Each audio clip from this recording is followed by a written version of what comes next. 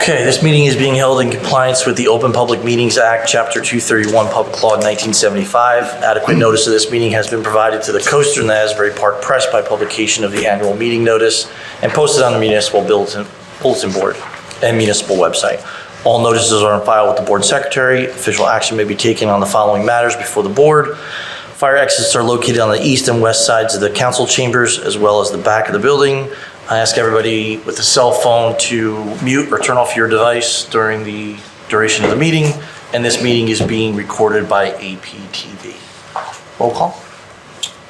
Ms. Glassman? Here. Mr. Harris? Here. Mr. Lewis? Here. Ms. Passerini? Here. Ms. Potter is absent. Mr. Slick is absent. Vice Chair Scully? Here. And Chair Avalone is absent. Okay. First order of business is 1102 2nd Avenue. This application will be carried to 9/24/24 with new notice. I make a motion. I'll second. So, and with that one, there will be new notice. Correct. Okay. Yeah. Ms. Glassman? Yes. Mr. Harris? Yes. Mr. Russell? Yes. Ms. Passerini? Yes. And Vice Chair Scully? Yes. Okay. Okay, next application in front of us is 300 6th Avenue. This is a returning application. Mr. Kennedy, how are you tonight? So, Mr. Kennedy, before we start, I just wanted to say that, right, this is your third time for this application coming back. I think we all know why we're here and how we got to this point. My goal for this meeting tonight is to hopefully put that behind us and focus on the changes that you have submitted. Thank you. And whether this board wishes to grant variances regarding that. So with that, if you want to give us a brief history and continue from there. Sure, and thank you very much. Good evening, everyone. Good evening, board professionals. We are here tonight, as you indicated, Mr. Chair, for a continuation of the meeting that was started, I think it was April. You obviously recall that my clients are seeking approval to retroactively legitimize changes from a prior board approval. So I believe it was actually Mr. Avalone who at some point suggested, I think, he previously referenced the need for revised plans and details and surveys to be submitted so that the exact nature of the discrepancies could be more easily, clearly identified and analyzed. And we had not done that prior to that last meeting. And in retrospect, that likely contributed to the meeting not being as productive as it could have been. And that's on us, so we apologize for that. Revised, updated plans have been submitted so that any quote-unquote uncertainty or so-called guessing about what the changes are have been eliminated. My client is asking for relief from some of the previously approved details, and in fairness, we need to show with clarity and precision the nature and extent of those details and changes so that the board can fully evaluate those changes. The board may still obviously have questions and concerns and comments about some of the changes, but we should not have put the board in a position last time of having to review the matter without those specific details and measurements and calculations. So we thank you for that suggestion because that was a fair suggestion. And before we turn to the more substantive developments for the record, let me state the obvious. There's a lesson to be learned here.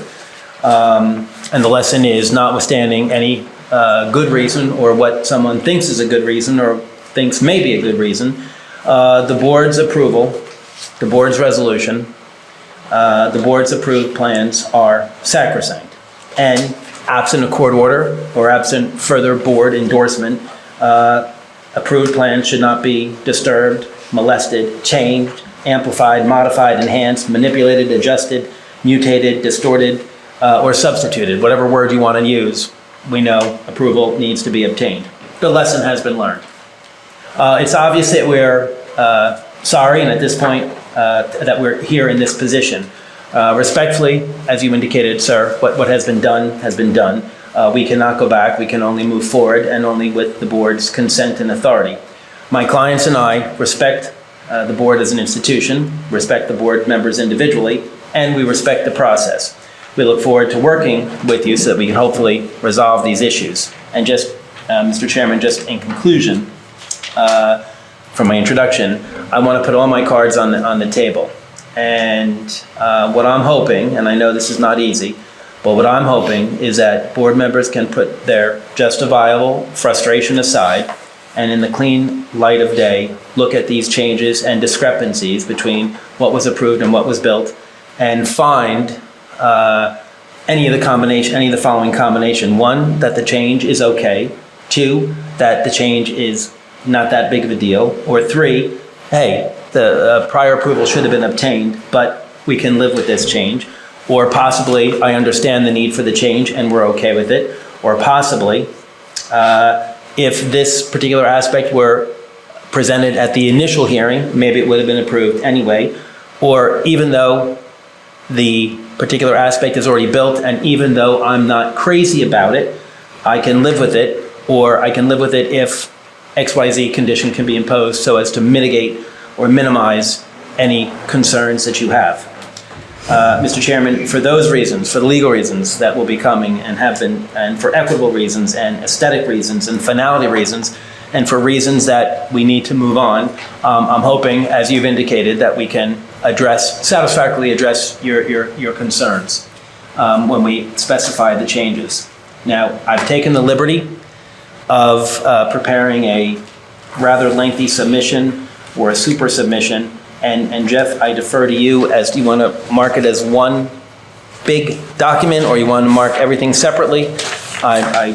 I mean, that's up to you. Generally, unless you have any new materials that you're submitting, generally it's part of the packet. It was submitted in advance of the hearing in plenty of time. We don't have to mark that unless, I'm fine. unless Then you I'm fine choose with that that. you prefer to mark it. Thank you. Clarify what's included. What items they were. Do you want to go over a list of what was submitted? Sure. With that packet? I think you submitted a letter along Yes. with that, correct? So, just for the record, it was my communication dated July 30th, 2024. And attached to that was architectural plans prepared by Michael Savarese, dated March 22nd, March 22nd, 2022, and last revised July 17th, 2024. And there was some highlighted there. And then there was an updated survey prepared by Christopher Serino, and that was last revised May 1st, 2024. Those were the plan elements of it, and then there were other photographs, pictures.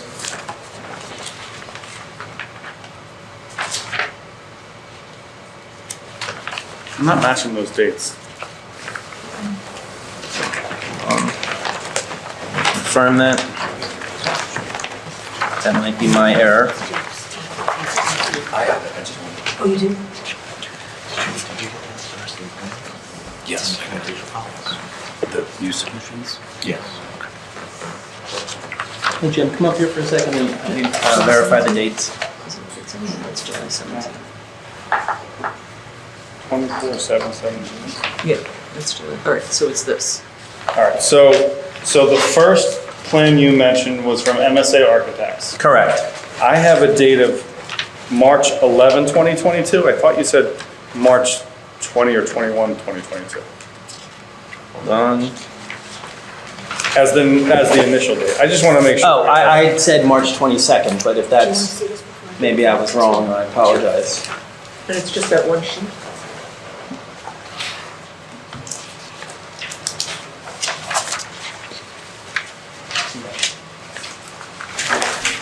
It was dated, It's just that.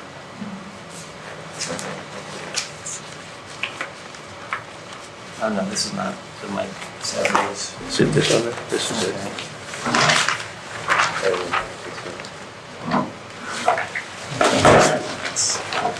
I'm sorry, March 11th, 2022. Okay, Is that what you had? that's what I have. Okay, sorry about that. That's okay. And then latest revision was July 17, 2024? Yes, And it's just page 1 of 1A-1B is the... Correct. Okay. So everyone should have that. And then Jeff, the only other official plan was the updated survey. Right, and that has the one I have is dated January 12, 2024, and there's an update revised May 1, 2024? Correct. Okay. And then also in that package there were copies of permits, copies of receipts, photographs, emails. I mean, do you want, should we just mark the whole package?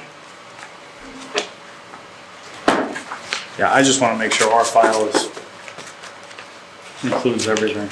Okay. I have it. All right, so I have a packet of photographs. Yes.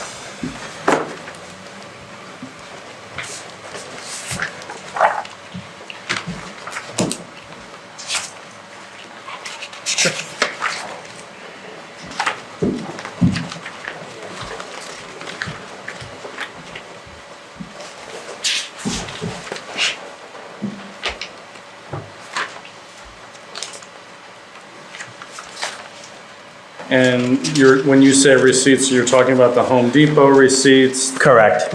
New Jersey Natural Gas. Email. Is a letter. Correct. Turf test report, Correct. JM synthetic grass, Correct. emails from Mr. Bianchi. Yeah, Mr. Bianchi.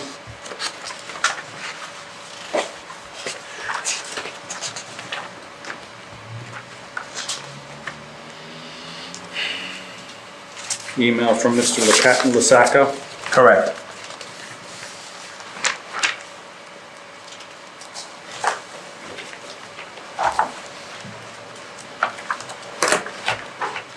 Zoning permit.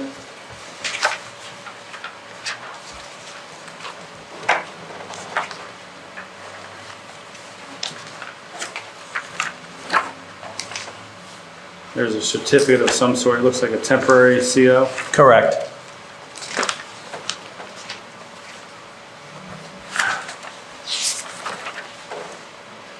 And there's some emails that appear to be from members of the community, perhaps?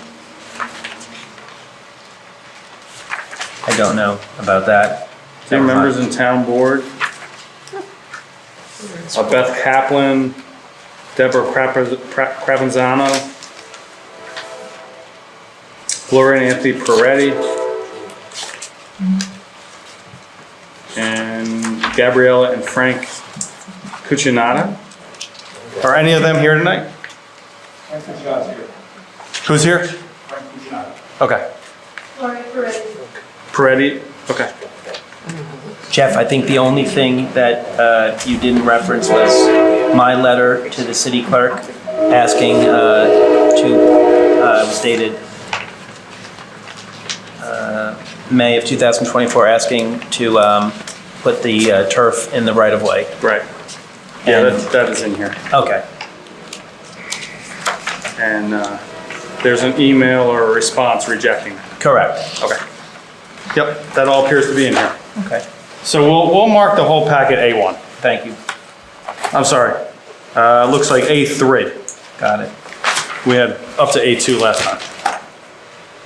And Mr. Chairman, I have several witnesses here tonight. I don't necessarily know that we're going to need them, but I have them just so you all here know. I have James Dunn, the applicant, who was sworn last time.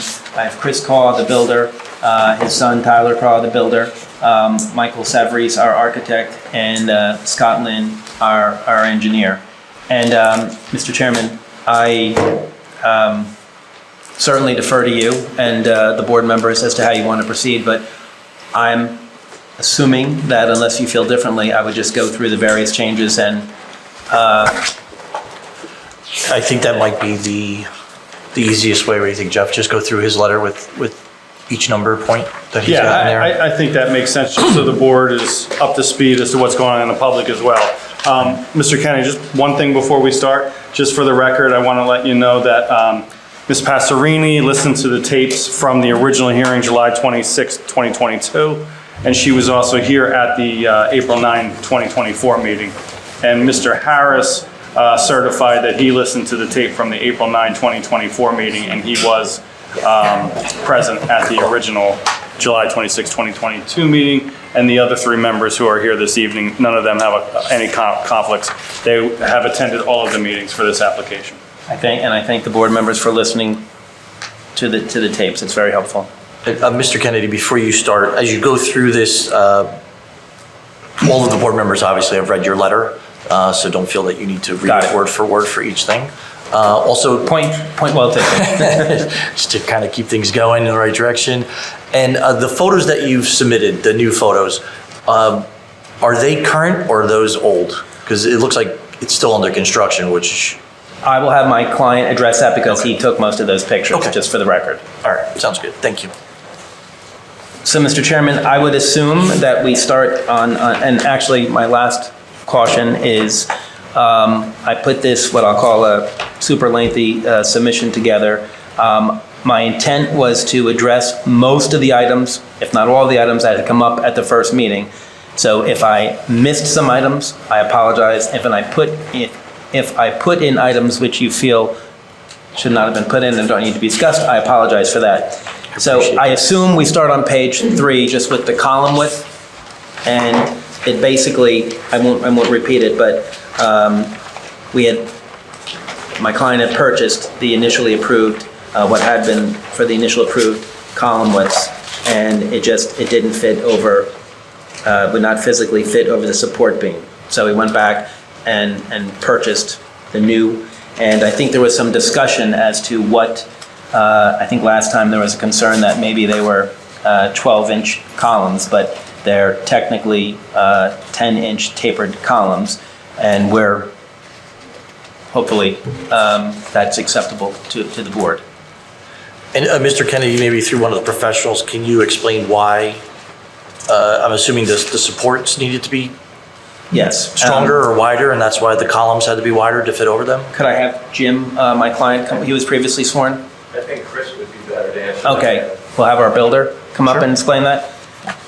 Mr. Chairman, he was not previously sworn, so I'll have him sworn in. Yes. Are we gonna, how do you want to go through this letter first and then have your I mean, I don't want to go piecemeal back I and will do forth whatever you and- want. I'm totally 100% fine. I mean, is your builder going to testify to other items? Truthfully, I was just going to go through the items one by one, and if you had questions, I would address them. But I'm not wed to that idea. I want to do whatever the most efficient. Yeah, I mean, I think you need to put your testimony on for this board. We can't bring Yeah. about the testimony, so, Okay. you know, I think you have to figure out what process you want to Okay. take based upon your letter, but for consistency purposes, I'd like to stick with one witness at a time. Okay. And go through the issues that witness is going to provide detail on. That'll be fine. Okay. Have a seat. And if you can raise your hand, do you swear or affirm that the testimony you're about to provide will be the truth, the whole truth, and nothing but the truth? I do. And for the record, state your name and please spell your name as well. Christopher D. Call, last name K-A-U. Okay.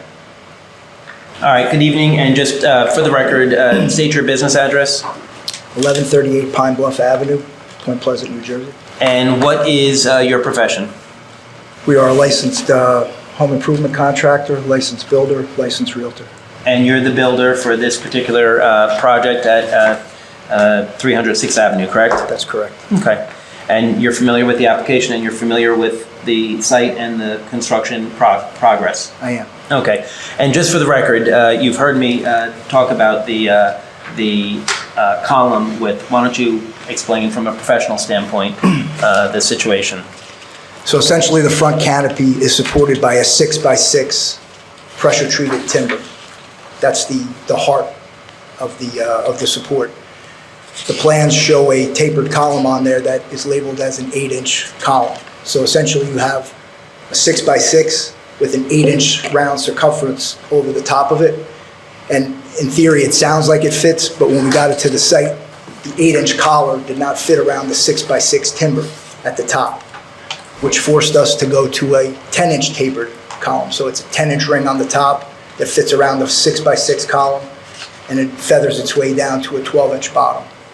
That's what they call it, tapered column. So it will be labeled as a 8-inch tapered column, 10-inch tapered column, 12-inch tapered column, et cetera.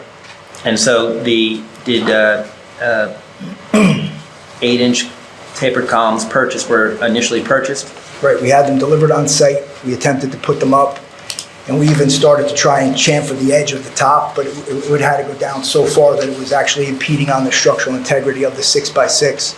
So we had to ship them back and order the 10-inch tapered column. So the 6x6 was on the initial plans, that wasn't changed? It was just Correct. that you couldn't fit the Right. 8-inch taper around Yeah, the 6x6? that's the structural support, so that's what's kind of under, most of the decorative columns you're going to see that are anywhere in the neighborhood, that's what's underneath them. Okay. And just one question, by using, just for clarification, by using that wider column, did that have any consequences for other aspects of the build? I don't believe so. So essentially, when you're talking about, the change was really, when you actually look at it, it's minimal. You're going from 8 to a 10, so it's 2 inches, but on the whole radius. So on a visual perspective, it doesn't grow very much. It's just allowing that collar to fit around when you have a square and a round. The points on the square just wouldn't allow the column to connect. Did you have to build the porch out any farther? I'm sorry. We didn't hear you. Say it again, please. Did you have to build the porch out? No, we any did farther? not. Was that discussed with any city official? No. Was the original column 10 at the base? So the original column is an 8-inch tapered, which would be 10 at the base. And then the way those columns work, even on the tapered part where you go from the 8 to the 10, you still have the decorative base at the bottom, which is sort of what makes it look larger than what it really is. That's just the decorative piece that all the columns have at the bottom. So there's an additional collar that goes on the bottom. So it's either just plain nothing, or it has the sort of that nuance at the bottom. So it was more decorative than it was structurally important? They're absolutely decorative, yes. The 8-inch column, the 10-inch column, they're all decorative columns. Yeah, they're wraps. They're just casings that go over the 6x6 post. Okay, so actually it's something you could have survived without. Sure, if you wanted to, you could do that, yeah. Okay, I just would have felt better if you had discussed it with the city officials, before you went forward, in that situation, Yeah, we've went over this at length, and we understand the scrutiny that we're being presented with here. From my perspective, again, 45 years in the business, this level of scrutiny really, for us, wouldn't come into play unless it was like in a historic zone or something to that effect. This is more of But I like think an the administrative. the other thing is would the 8-inch columns fit on the beam? No. Okay. Again, So the plan shows, a decorative casing on it. It was just simply going from an 8 to a 10. Mr. Call, I just want to correct something. This isn't a heightened level of scrutiny. The reason why your client is back here is because they were non-compliant to the resolution, so. there is absolutely a deviation between what was approved and what was built, Yes. and I agree with you, that is why we are here. Want to make legally. that clear. Absolutely. Yeah, thank you. So, Mr. Chairman, that is, There's no variance issue. I think I would go to this witness for the, because I think he has information on the gas meter location, Okay. very, very briefly. Okay. So the original idea with the gas meter is that we presented to the utility company was originally placed on the back side of the building. When they came out for their site visit, they said absolutely not. It has to be on this side of the building, and it's a direct line. There's no way that the gas meter can have any kind of a deviation or a turn in. It's a straight shot from the curb. And just for clarification, when you say originally the back side of the building, you're talking about the west elevation, correct? That's where it was originally planned? Yes. And then it moved to the south elevation? That's correct. Do you have any documentation on what the gas company said? I believe we do, yes. Yes, it is in the package, and then one other side, well, I think, just for the record, I believe that the gas company had indicated in subsequent conversations about they want a straight, direct line to the street, and they don't want to have to bend piping around the corner. That's correct. I mean, does that sounds logical to me. It's actually pretty typical.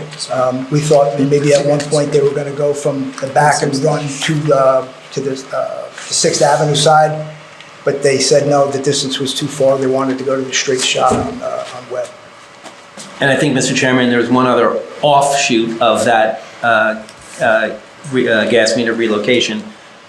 Was there initial plans had a double glass door back there, I think, correct? That's correct. And that was changed? That's correct. And why was that changed? We had to reduce the size because of the placement of the gas meter in conjunction with the electric meter as well. There's a distance between the two of those that had to be achieved, and we ran out of room. Okay. Okay. So the placement where it is now, and I don't know if you're a witness or maybe our engineer can answer. So that's the driveway. Does that need to be protected by some type of those pillars because the cars are coming in there? There are ballards. There are ballards there now? Okay, all right. I'm sorry. I was looking at the old picture. Okay. Donna, do you have a question? Was there a reason the electric meter couldn't be on the front, northwest corner? I understand the gas company saying it's too far a run to the back of the house, if that's where all your... That's a good question. My understanding of the placement of both of those was dictated by the utility company. We asked for what we wanted, and they basically said, this is where we're putting it. When it comes to the gas meter per se, the gas company, the electric company is they want the easiest convenience for their meter readers. And I believe the driveway side was where they wanted it. Well, so what is in the house on the ground floor in that corner? A closet. So where's the furnace? The furnace is in the center of the home. So it's a, So normally, new construction, Yeah. they usually try and cite where the utilities come into the house, where your meter panel is, right? Shortest distance to your meter panel and wherever your furnace is gonna be. So I understand, if that stuff is in the back half of the house, you'd wanna come in off Webb, it's a shorter run, it's a straight run, from the utility company's perspective. But, we have utilities on 6th, the front corner of the house is not an unreasonable location to come in. Yeah, it's a long run to the back, but if it's in the middle, if all of your utilities are in the middle of the house, again, I don't know why those locations were chosen by a utility company. well, part of it was one. And Hold on.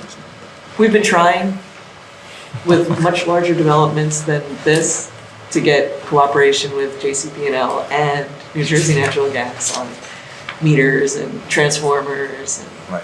regulators.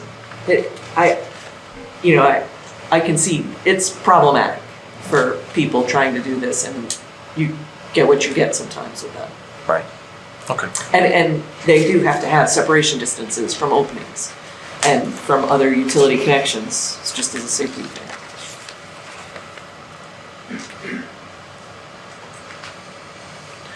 Jerry, are there ballards in front of the electrical panel as well?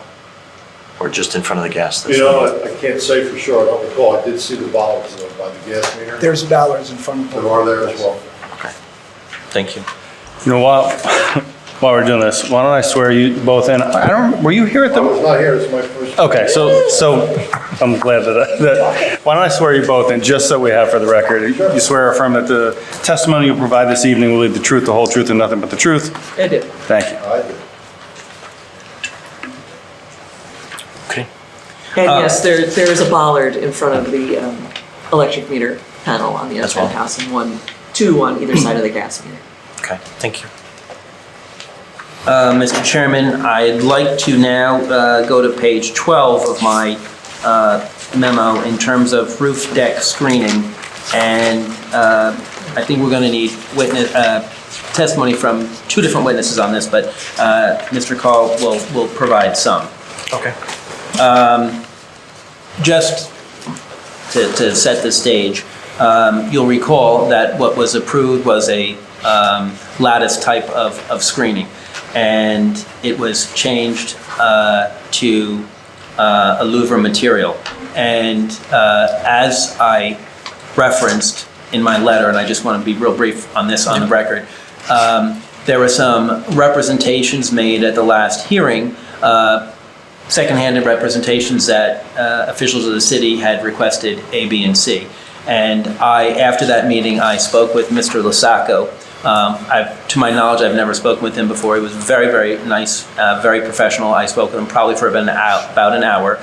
And he said, listen, I don't remember that. I've never said those, and I don't think anyone in my office would have said those things. So I said that I would relay that information because as an officer of the court, I didn't want. Now, I firmly believe that there is no misrepresentation on the part of anybody. I think that there were so many conversations and so many communications and so many people on the various part. I think that there's some confusion, but I just want to lay that straight. But now, Mr. Kaw, I believe that you have had conversations with the construction official about the louver/lattice screening? That's correct. And why don't you, and again, I don't want to imply that anyone is not, but why don't you tell about the conversations? And I think that there were some actually actions in furtherance of those conversations. So why don't you just explain what has happened? So, as you can imagine, just sort of to set the stage, it's a 20-foot wide house, 50-foot long. You guys are, I'm sure, familiar with the term 10-pound to 5-pound bag.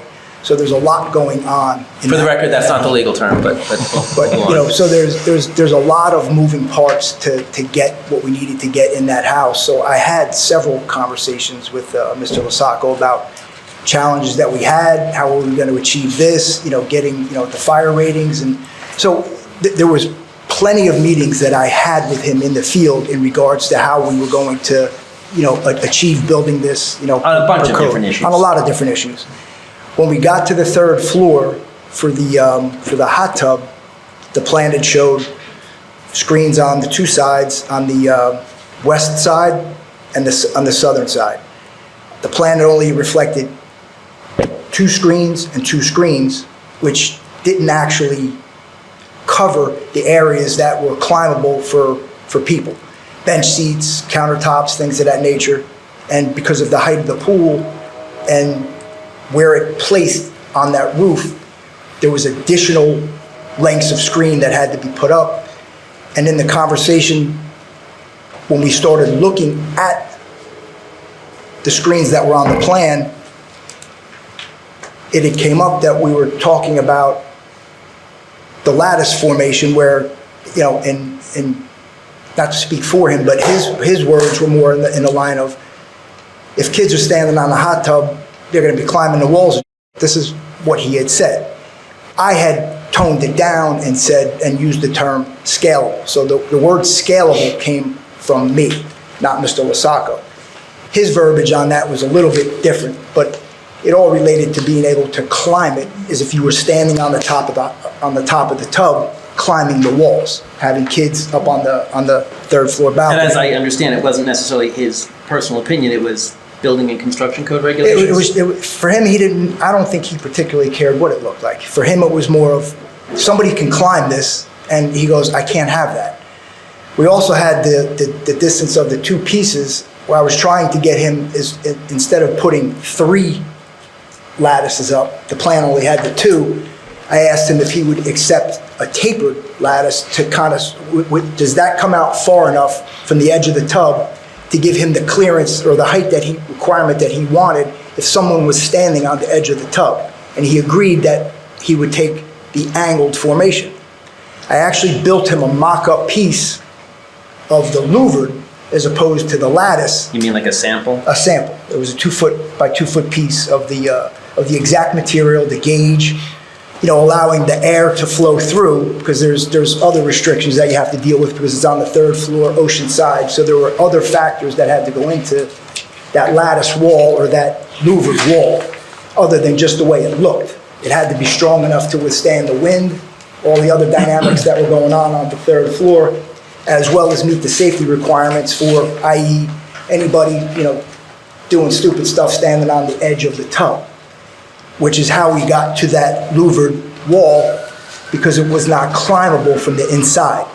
And we built the louvers tight enough that you couldn't get your feet in between them to actually put your hands in and scale, which is how we got to the louver versus the lattice. And Mr. Chairman, what I will add on behalf of my client, what was approved on the approved plans was the lattice. My client had no problem with the lattice, did not want to change it, and only changed it as a result of that. And I think it was actually, significantly more expensive because it had to come from some type of fabricated wall. But my client is willing to put a lattice material over this if the board wants it, but we are concerned that might be a safety issue. Okay. Mr. Kennedy, remind me again, did your client change the size of the hot tub than what was initially on the initial plans? I recall a conversation where this is a bigger hot tub. Yes. And therefore it required a bigger screen or lattice, whatever term we're using. So let's just say hypothetically, if the original plan showed a... Well, Mr. Caldwell, let's not talk hypothetical, let's talk I don't the have original it. plan. Yeah, I don't have it. And then what's actually Yeah, I don't there. have it in front of me. So if you Okay. want the exact measurement of the tub, I'd have to refer to the plan. Okay. So maybe your client can testify Yes, to that. we'll when we get address there. that. Okay. Momentarily? Yeah, Okay. that's fine. So Mr. Caldwell, with what is there now? Is this what's there now? Where there's the louvers and then there's the open tapering? I don't know if you could, maybe Mr. Kennedy has a picture that you can We look have the at. photo from the The packet. original louver, the original lattice, is that correct? Right, I don't think so. Mr. Chairman, I'm just going to take it from you for 1 second. Yeah. Well done.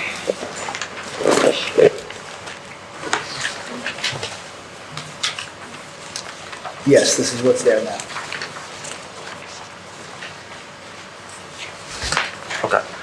That tapered piece, and again, I don't know if you could see it from here. So this tapered piece right here, is that going to be louvered or that's going to stay open the way that is? The intent was to leave it like it was, so it didn't look as intrusive as the louvers. No, but the way it is how it was approved by the building department. They accepted that. He did. It doesn't need to be louvered because it's far enough away from It the wasn't ledge scalable, that you that's can't correct, jump right. to it. Okay. So there had to be a So fence per you're not se there. doing louvers on that. That Right, was that's staying the way it is.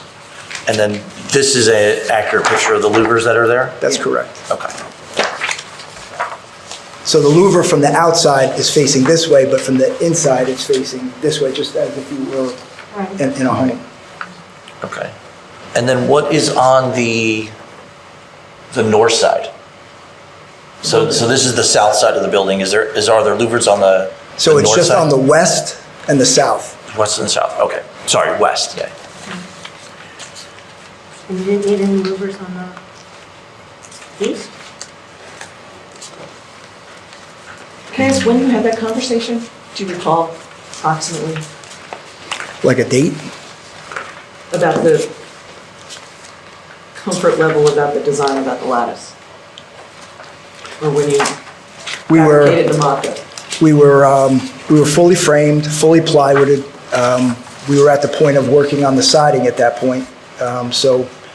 If I was to backtrack it from inspections and stuff, I could get you an approximate date or even go through a text message and, because I did have several meetings on site with Mr. Lasacco. But off the top of my head, I don't know the exact date. Ballpark?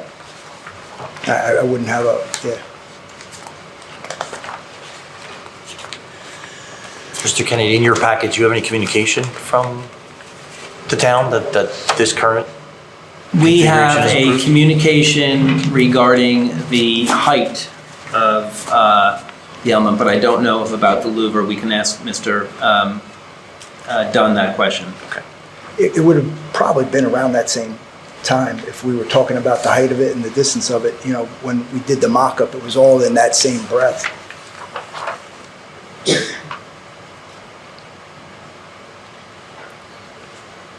And Mr.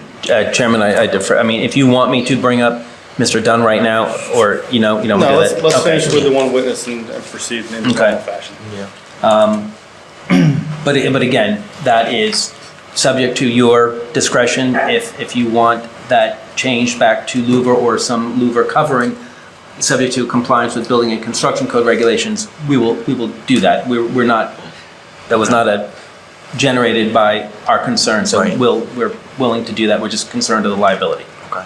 Were you aware of any plans that were prepared by Mr. Savarese with regard to the trellis system, lattice system? Changing it from louvered to, For the design of the lattice no, or the pergola? no. Donna, have we seen that louver system used before? Is that, No, but I mean, the louvers are effectively a solid wall. And we had Right. said we wanted lattice and vegetation, It's supposed to be green. which would be like a planter wall, Yeah. which would be something that would keep you from being able to climb Right. the top of the hot tub to the ceiling. But, I mean, I don't want to get ahead of myself. You know, there are plans that were approved by the building department that show a lattice. It goes all the way up to the top of the pergola. So why would there be a concern about scalability? Right. Lattice, the trellis design allows for light, air, and open space and privacy, which were the primary concerns of the board when there was going to be this rooftop deck for the neighbor to the west and to the south. And the additional thing was, yeah, we want it to be vegetated. That'll be seasonal interest, that'll give the screening privacy, Right. light, air, open space without being a solid wall. What did we get? We got a solid wall. So if I can speak, if the goal is to create vegetation, and if the goal is to have the lattice look, we could do both of those by adding the lattice and adding the vegetation. But I think the it's concern still- is that you could still close those louvers and we still have a solid wall. Well, the idea of the louvers, again, goes back to a different point. The louvers cannot be climbed by an average human being From the Right, but- inside. from But either side. The lattice that was approved by the building department was also not climbable. The lattice So- approved by the building department is climbable, which is how we got to the louvers. I have the plan approved by the building department. That shows the lattice. doesn't mean that they didn't make a mistake by overlooking that. I mean, I think that's basically a common sense issue. There's a reason why railings are a certain distance apart, right? Again, So you can't put your head this goes to through the it. top of the pergola. Why would it be climbable? You'd have to climb over the pergola. You'd have to get through the pergola to get over it. Again, my point is the lattice provide light, air, and open space. This is a side yard setback issue. This is a building separation issue. Are the louvers adjustable? No, So they're fixed. correct. So it's a solid wall. And I don't know that it satisfies the positive criteria for Yeah. the grant of the variance, the way Just the approximate. lattice did. sorry, Donna, I didn't mean to That's talk okay. over you. So approximately, what's the size of that wall with the louvers? You're talking about the thickness or the space between them? No, the width and height. The width is about 6 foot and the height is about 6 foot. And the louver spacing, it looks solid, but it's nowhere near solid. The spacing on that is about 2.5 inches. It depends on where you look at it from, whether you look at it from the louver facing down or the louver facing up. I'm sorry, did you say the length was 6 feet? The width. The width is approximately 6 foot. Is that the same for both the south side and the west side? I believe so. The columns were spaced evenly, so, you know, again, is it 5'6" or is it 6 foot? You know, I'm going off of memory. I'm talking in generalities. Do we have any pictures of the west side wall or just the south There are a side? couple of other pictures in the packet. Okay. I'm not sure what side that is, Previous it's hard to tell, but That would be the south side because you got the open fence on the right of it. okay. Okay, so my copy of the as-built architectural plans show that being at least 10 feet, not 6 feet. Each section is 5 and change. Is that what you're talking about, each section, or are you talking about the whole length of the wall? So the overall length that is drawn on the plan for that lattice in plan view is 9 feet 8 inches. 9 feet 10 inches. I'll go to the elevation view.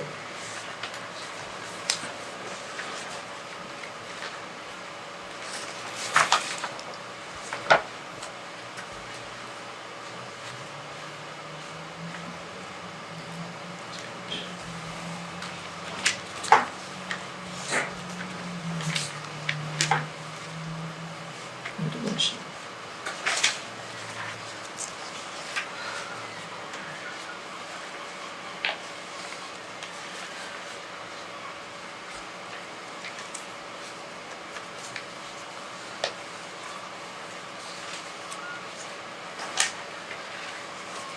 And Mr. Kennedy, just correct me for the record.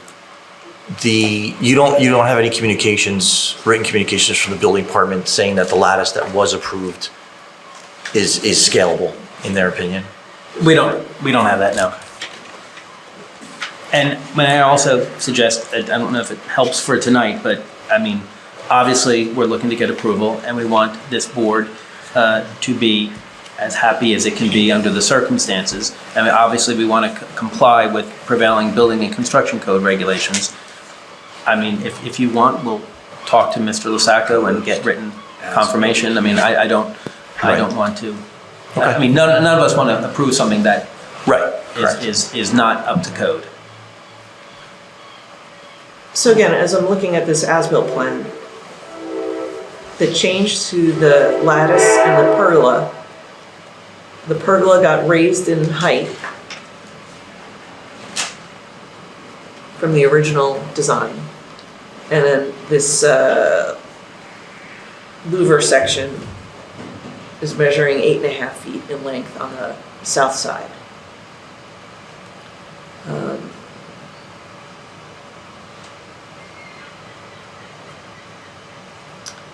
But the height of the louvers is 5 feet 6 inches from the top of the knee wall. And then there's an additional clear height to the top of the pergola, which is now more than halfway to the peak of the house, whereas before it was in line with the soffit. the roof plate. Yeah. It's about 6 inches above the gutter line. What, sorry? It's about 6 inches above the gutter line on that, Not on the that way eave. the architecturals show it. Donna, on the, I can't tell from any of the photographs because from ground level, there's too much angle. so on the west side, how long are these louvers now on the west On the side? west side, it's like 17 feet. So it's basically just a solid wall. How long? 17 feet approximately? The span of the pergola, I can't tell, this might be about, 18 and a half. And Mr. Oh, I'm sorry. I believe the height was dictated by Mr. Lusacco. We have an email That we to have a that letter, effect. yeah. Okay. And that was, Chris, that was the height of the, That was based off of from the height of the tub to the height, if somebody was standing on the top of the tub, to the height of that lattice wall. If you want my impression of it, the height is dictated as a fence would for a pool compliant fence. Right. So the construction official has to make sure it's not climbable like a pool compliant fence would Right. not be climbable, although on a third floor, it might have to be a little higher because it's, rather than ground level, a higher level. And if we have a bigger tub that's raised up more, then obviously the fence is gonna have to be higher If the based on benches that. or whatever else, it's gonna have to be above those by whatever the requirement is that the building official Right. required, mandated. So Okay. there was bench seats that were approved on that floor as well. And again, it's, when, going back to what he just said about the lattice, it's, if If you have a box that's 8 by 8, somebody's foot and hand could, it was pretty obvious when we were having that conversation, Mr. Lasacco and myself, that lattice was absolutely, I used the word scalable, he said climb, you know? Those bench seats, were the height of those changed from the original plans? I don't believe that the height of the bench seats was changed, no. Does the bigger hot tub constitute a taller seat or edge of the tub? Are you asking about the height of the tub? I am. The height of the tub never changed. I think it was just, it went from square to rectangular based off of availability. So we have 3 changes we talked about right now.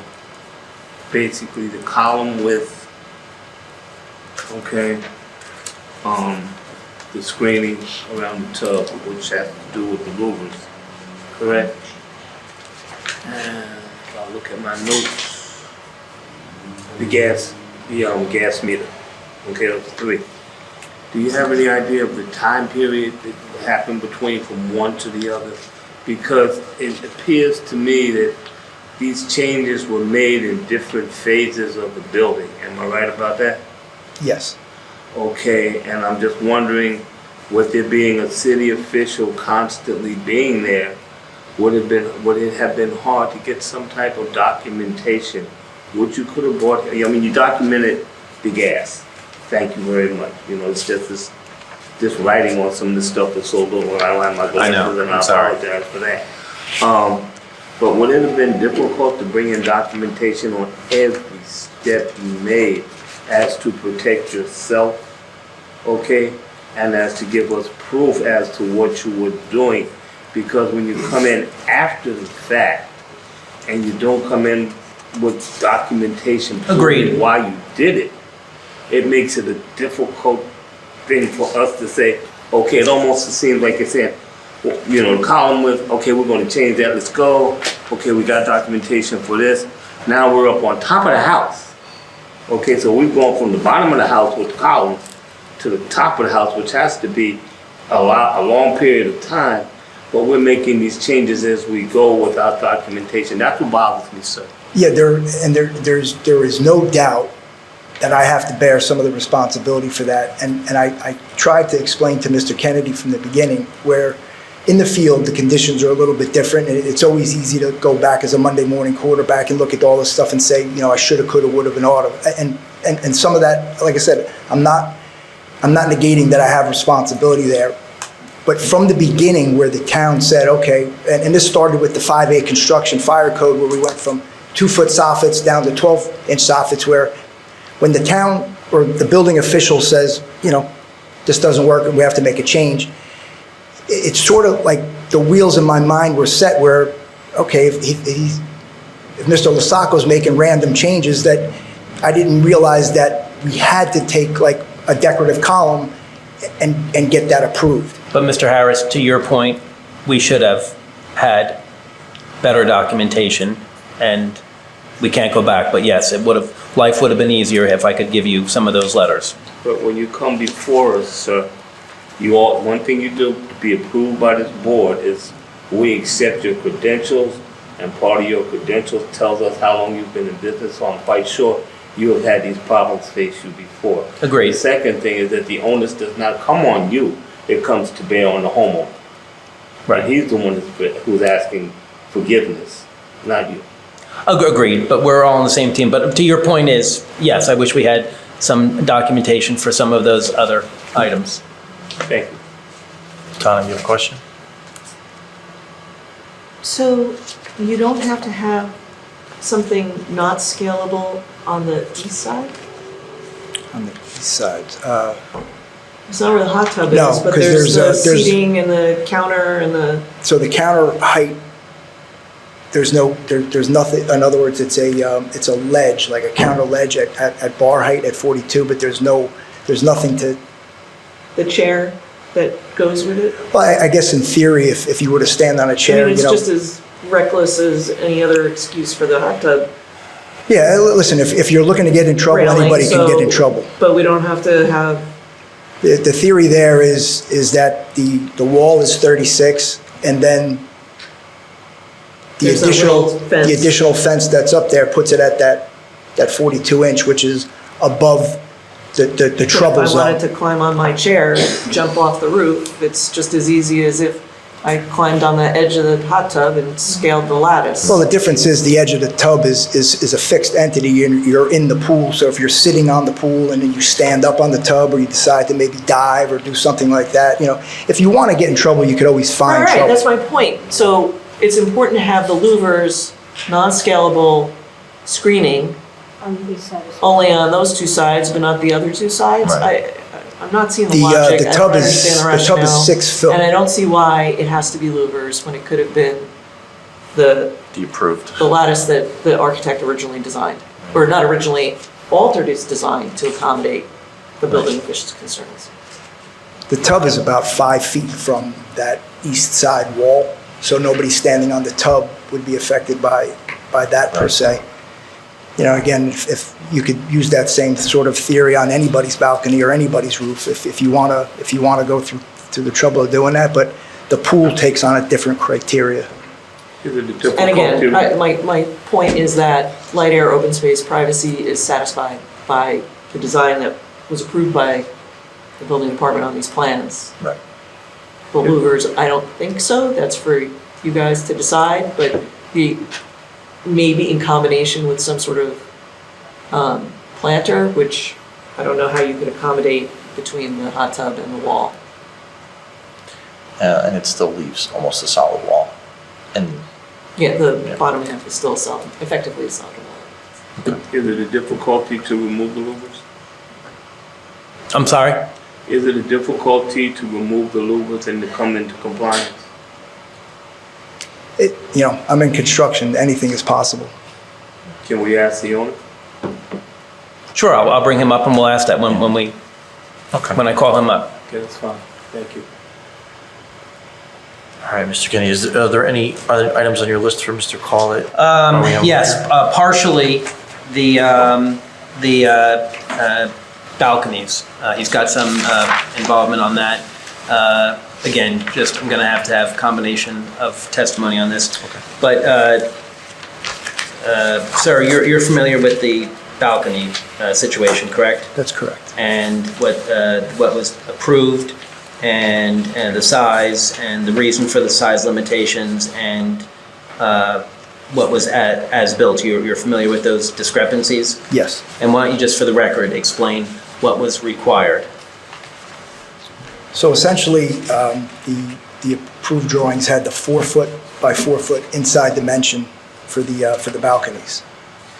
And just for the record, I think initially, at the very, very first hearing from several years ago, I think what was initially proposed was one long balcony, correct?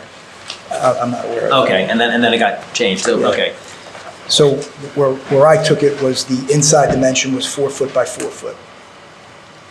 When we were building those, we realized that you couldn't actually open up the storm door from the outside with the dimension, the square dimension of 4 foot by 4 foot that was there.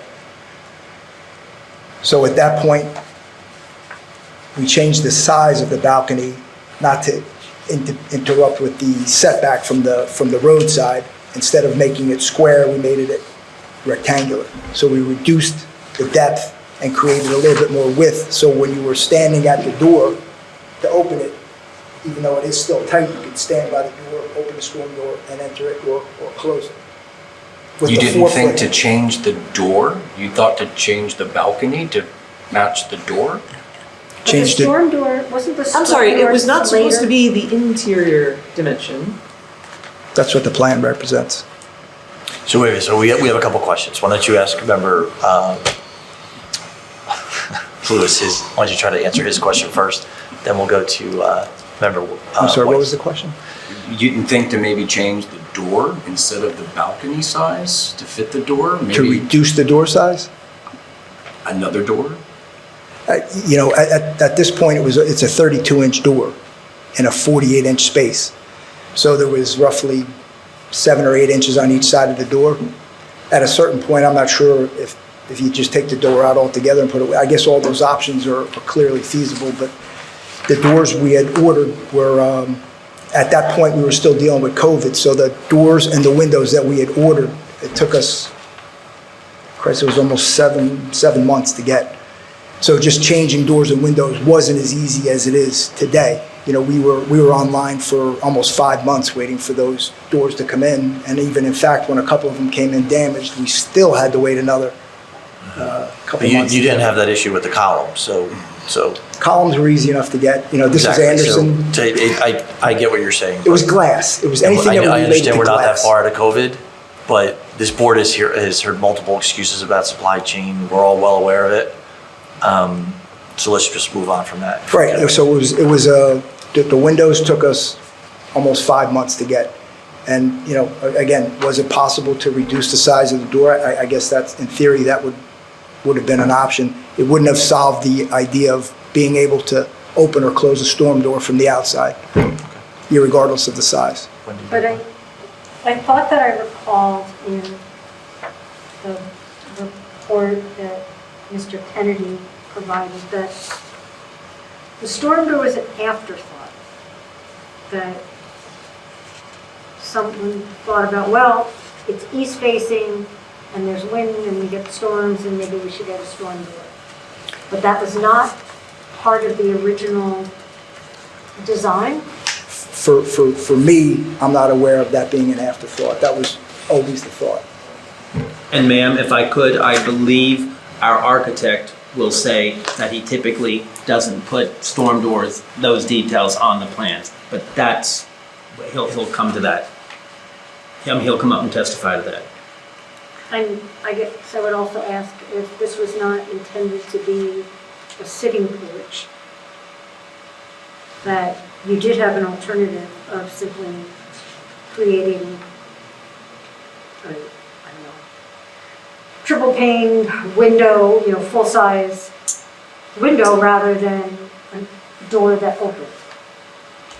I'm not following that line of thought. I mean, if a window If you were is- saying the reason you changed the size and shape of those porches was to accommodate the swing of the door. Correct. You could have eliminated a door Then we and would put need, a closed, right, but then we wouldn't need the balcony. So it's, you know, that was sort of counterintuitive to, if there's a door there, to go out to the balcony.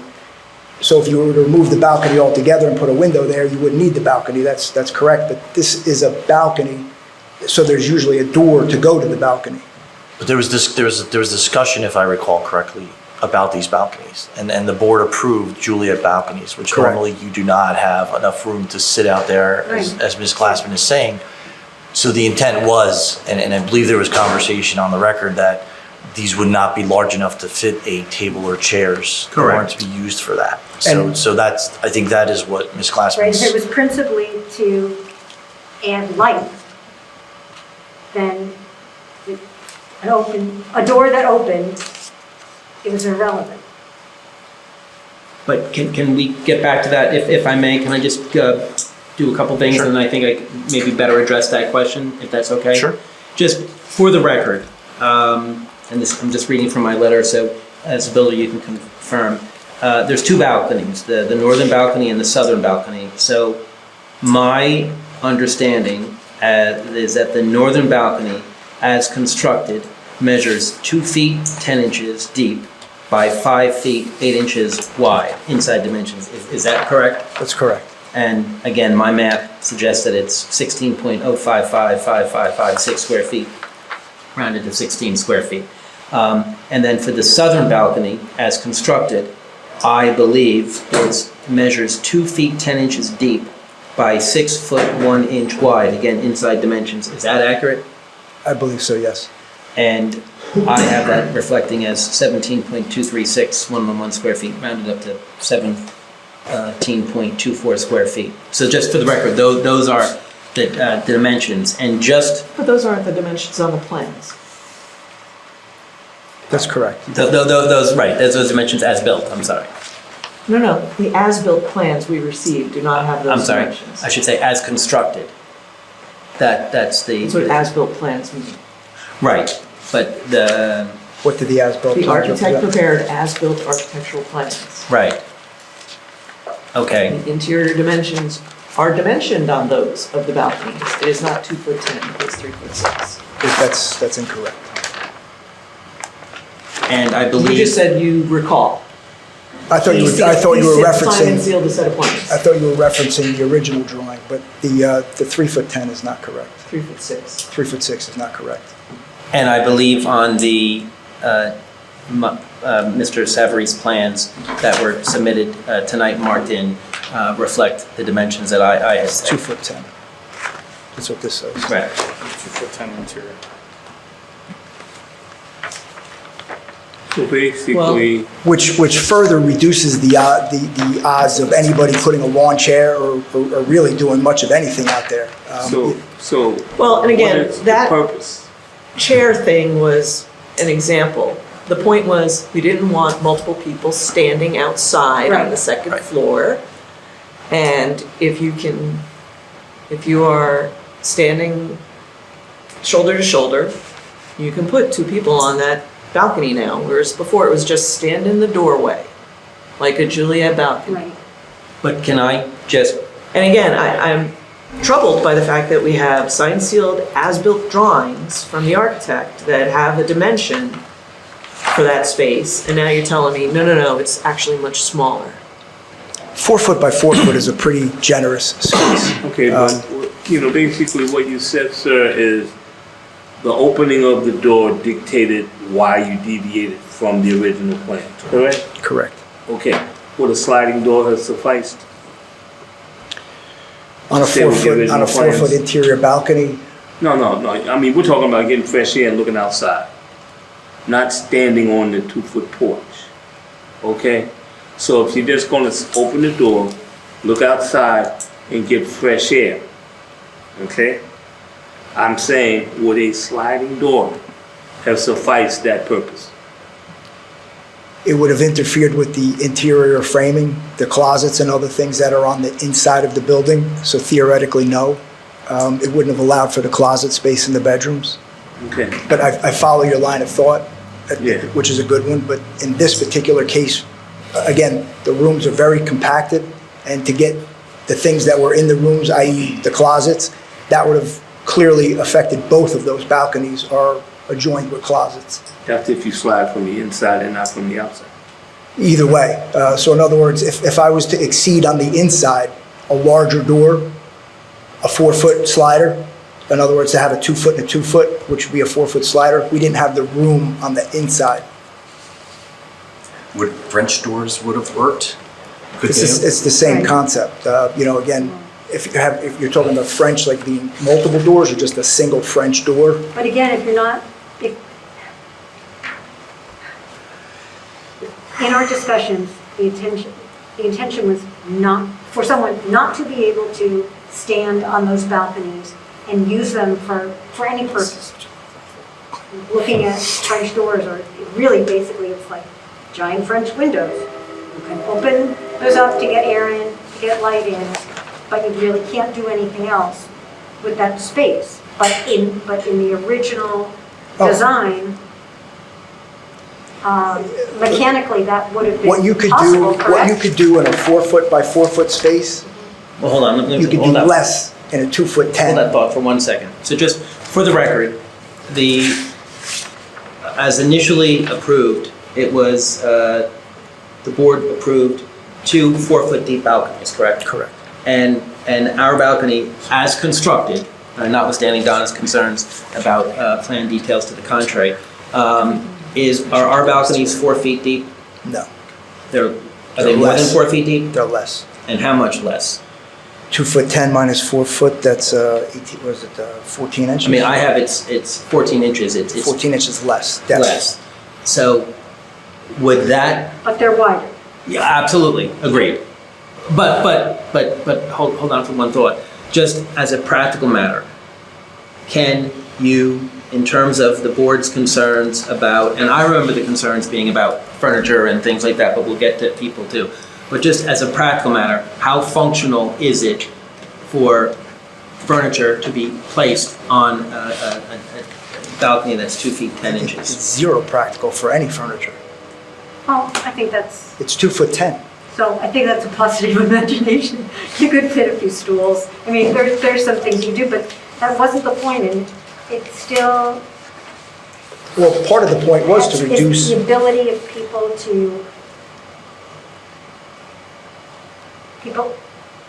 surrounding overall- that also lose privacy. it's the same amount of people could stand in a 4 by 4 area as they can a 2'10" by 5 area. But just, if I could, and I'm, Not really. We typically use 3 feet as a dimension for a bench, for the width of a bench or a seat. So you kind of push the envelope of trying to overlap two people side by side on. Well, you're also In a pushing 4 that foot. same envelope with a 2'10" width dimension, because that doesn't Well, leave that's much what for we're- people to walk around. If there's a chair, you can't even physically We're not walk talking around about that. chairs, we're talking about just being able to go out Right. and stand. So the board considered, an alternative, a real Juliet balcony is you're not on the outside of the You building. can't even step foot There's a out. railing across an opening. Right. And you're not outside of the building. And the board said, all right, that might be a little too much extreme, we get, being able to come outside.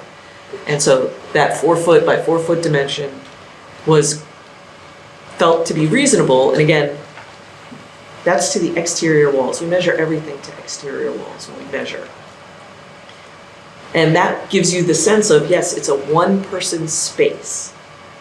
I'm looking at the resolution compliance plans for the architecture right now, and they show a 4 foot by 4 foot dimension. So when these came in to be approved for permits, they were 4 feet by 4 feet dimensioned. And that's on the inside.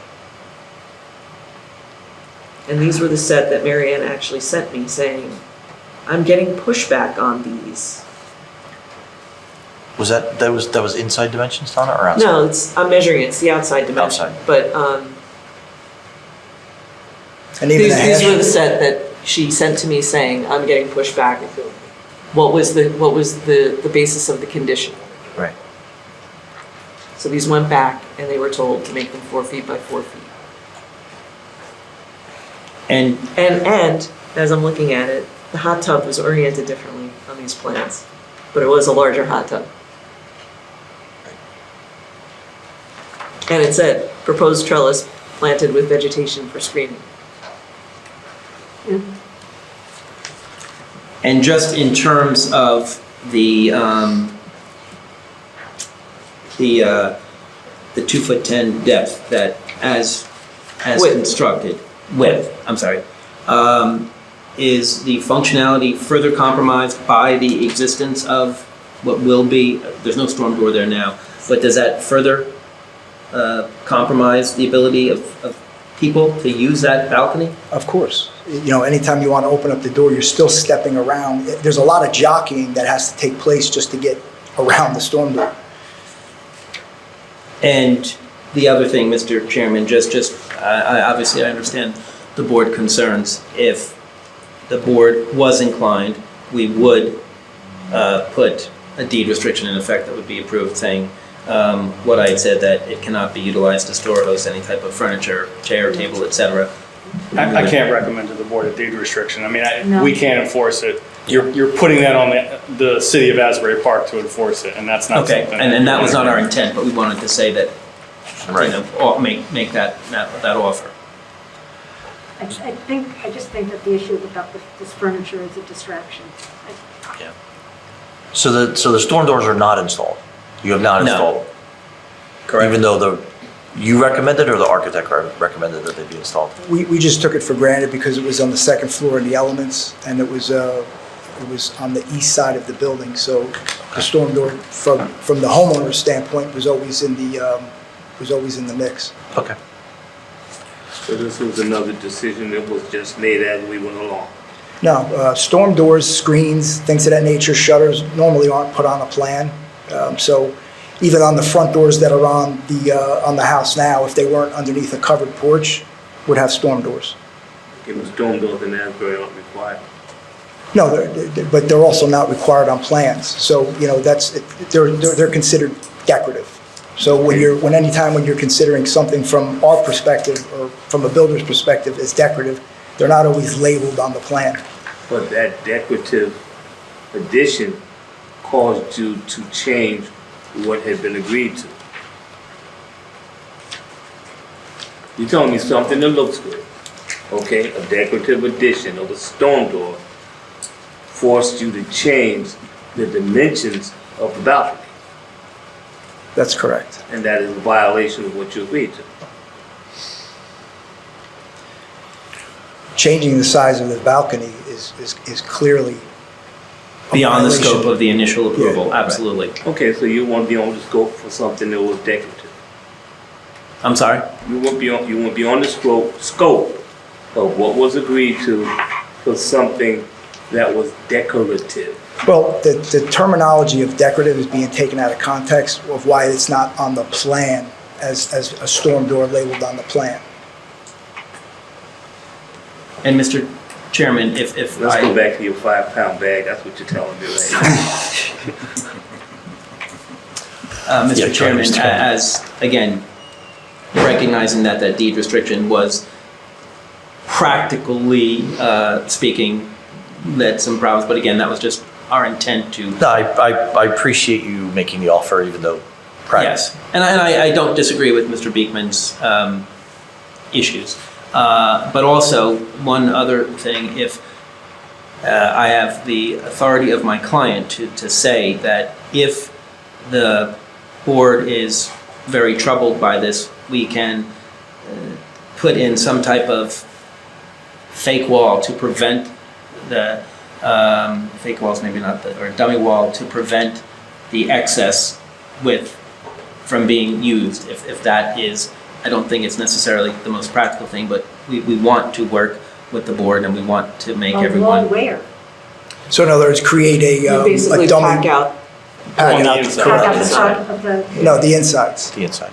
yeah, the inside of the balcony. Right. Which look, I appreciate you saying that. We all know that walls can be taken down and removed, but I do appreciate you taking it, and that's obviously for the board to consider. Any additional items for Mr. Call on your list? Let me just go through my checklist.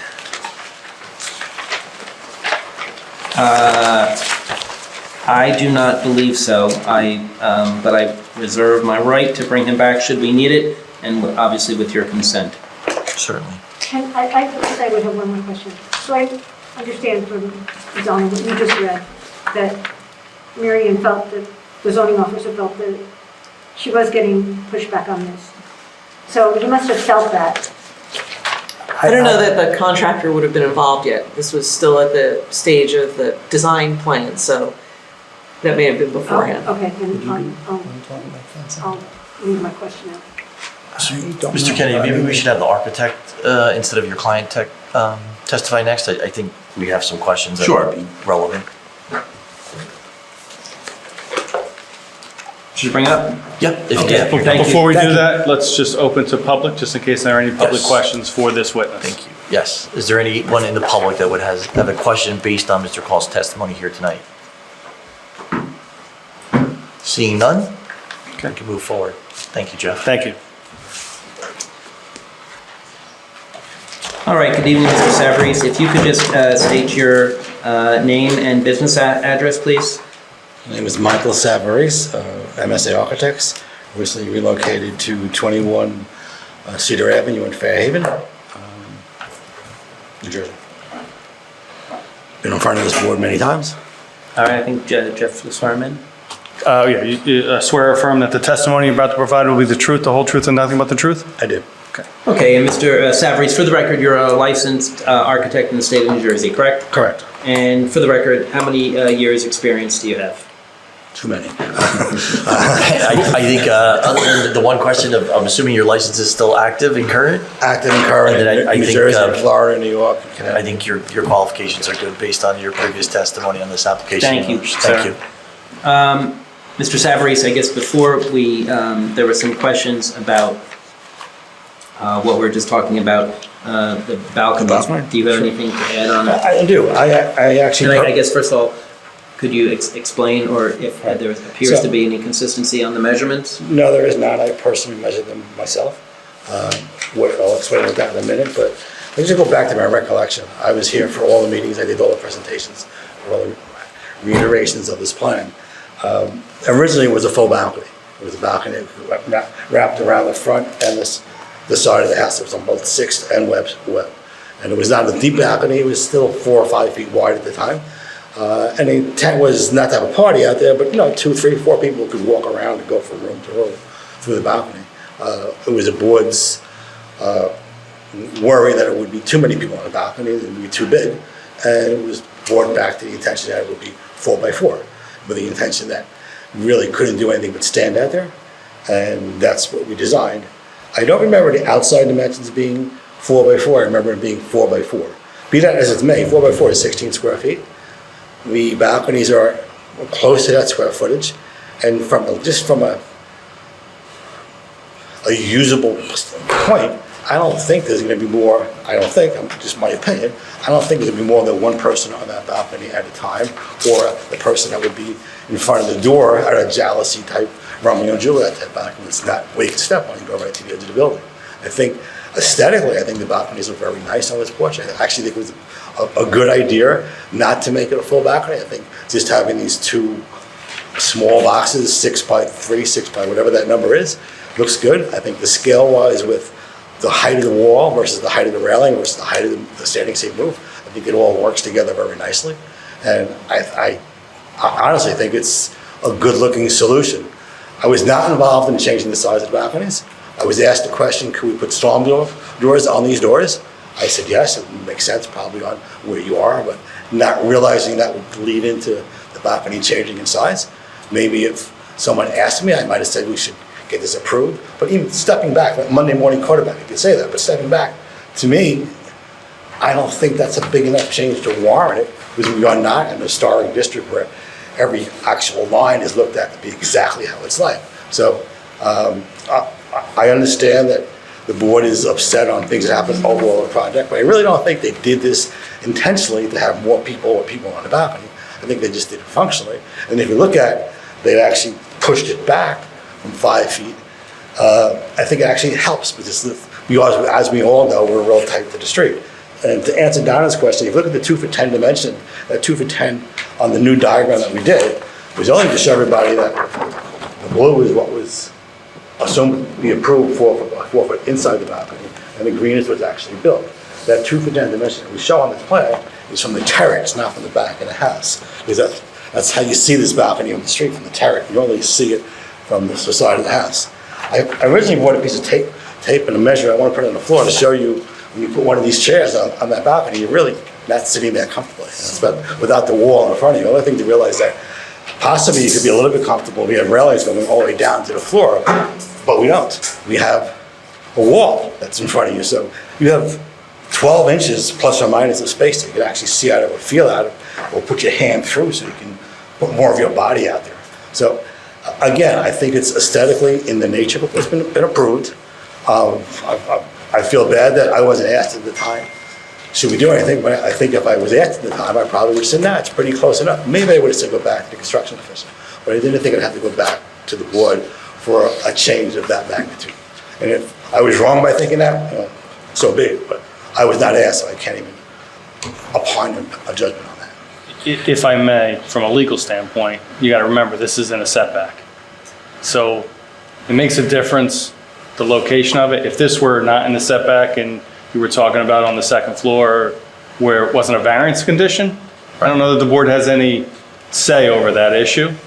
But for what it's worth, these are in the setbacks, and there were a lot of discussion about that at the original hearing in 2022. The intrusion is less now than it was before in relation to the setback. It was further out than it is now. So as far as... But it's also wider than what was the setback proved. doesn't have to do with width, the setback has to do with this setback to the It's that setback. entire length of the property. It's not just where these are located. It's the entire length of the property. You have to admit that in that case, we're acerbating it in length, but we're making it less in width. Yes, exacerbating it in length, exactly, But- those are the words. Correct, but Right. we're also making it less in width. So- Except that one aspect of the deviation is related to the structure, and the other is its use. Right. And so a balcony that is maybe shallower but longer has, exacerbated the length, but not the width or depth. But in its use, if two people can now stand side by side, when the intent was to only have one person be able to stand out on the balcony, now you've also exacerbated the use aspect of the structure. All right. So I honestly think. even though it is narrower depth, Right. it is worse because it is longer. Right. From the board's perspective. And again, this is what, as Mr. Beekman said, it's a variance situation. So the threshold for the positive criteria is, what is the public benefit? What is the public benefit? The public benefit, if we look at the overall picture of this job, can't be the public benefit. I'm not a lawyer. No, yeah, it's I don't think rhetorical, you I'm look not at the public asking you benefit of this necessarily to balcony. answer it, it's for I think the you board look at to the think in public- that, because you've said it Can looks I good, finish? as the architect, you have a certain perspective on how you think, what you think the impact is and what the benefit is. The board has to focus on what purpose of zoning is satisfied, what is the public benefit, and if you cannot find one, it automatically fails the variance test. We don't even go to stage 2, which is the negative criteria. Right. Because that's how we got to 4 by 4 foot balconies in the first place. Right, because of the positive, right. Mr. Savarese, Mr. Call testified recently that discussion of enclosures normally doesn't go on your set of plans, and it's something of an after effect. And you said that the enclosures to put that storm door was not something that you considered when you were doing your plans. However, I'm sorry, I don't even like my. so let me finish. So you're obviously a professional. You've been doing this for a very long time. You're building a house that's 3 blocks off of the ocean. Wouldn't it be a consideration at the time that you're doing the plans, or at the very least, the time that this board was having hours of testimony regarding these balconies, that you would bring up and say, these need an enclosure in addition to just the door because of the location? Well, I did not bring up that they needed an additional storm door. The doors that are on this house are rated to be on the water. They're by Anderson, and they're rated. I was asked the question, do you think it's a good idea for additional protection? And I said, yes, I don't think it could hurt. Not thinking about the balcony and changing the size of the balcony. I didn't know. I just thought it was a question that we could deal with. That was it. So it's your opinion as the architect that the door that is installed there is enough and a storm door is not needed? I don't know how to answer that, but I think the storm door. It's yes or no. The storm door is an added benefit to the house. But That's you all. just said, The doors that are there are rated to be in a waterfront condition. That's what the doors that are in the house are rated to be. And I've seen plenty of doors in a waterfront condition that have an additional door on top of it for added protection. We've had some crazy storms these last couple of years. And I'm a homeowner who has a house that's worth $1 million+ and put a lot of money into an empty lot that was holding garbage. Value I would is think not that he not would a want to do consideration. everything he wants to protect that So door. it's your opinion that the doors that are on the house are rated for the location of where the house is in relationship to the ocean? Yes. Okay, thank you. Any other questions on the balconies? Mr. Kennedy, do you want to have anything else for his testimony? No, not at this point, but again, respectfully reserve my right. And I think my notes, I just want to talk about the fencing and the turf. So let's, do our professionals have any questions for? And can we also put the railings on this conversation, please? Yeah, so my question is,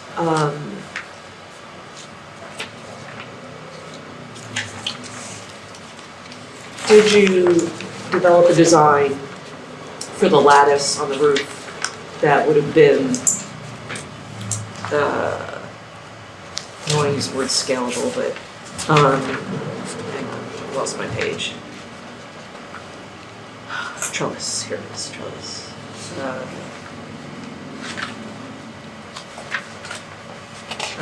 That would have satisfied a screening system that would have been code compliant for that two sides of the hot tub area. Well, again, I thought we did.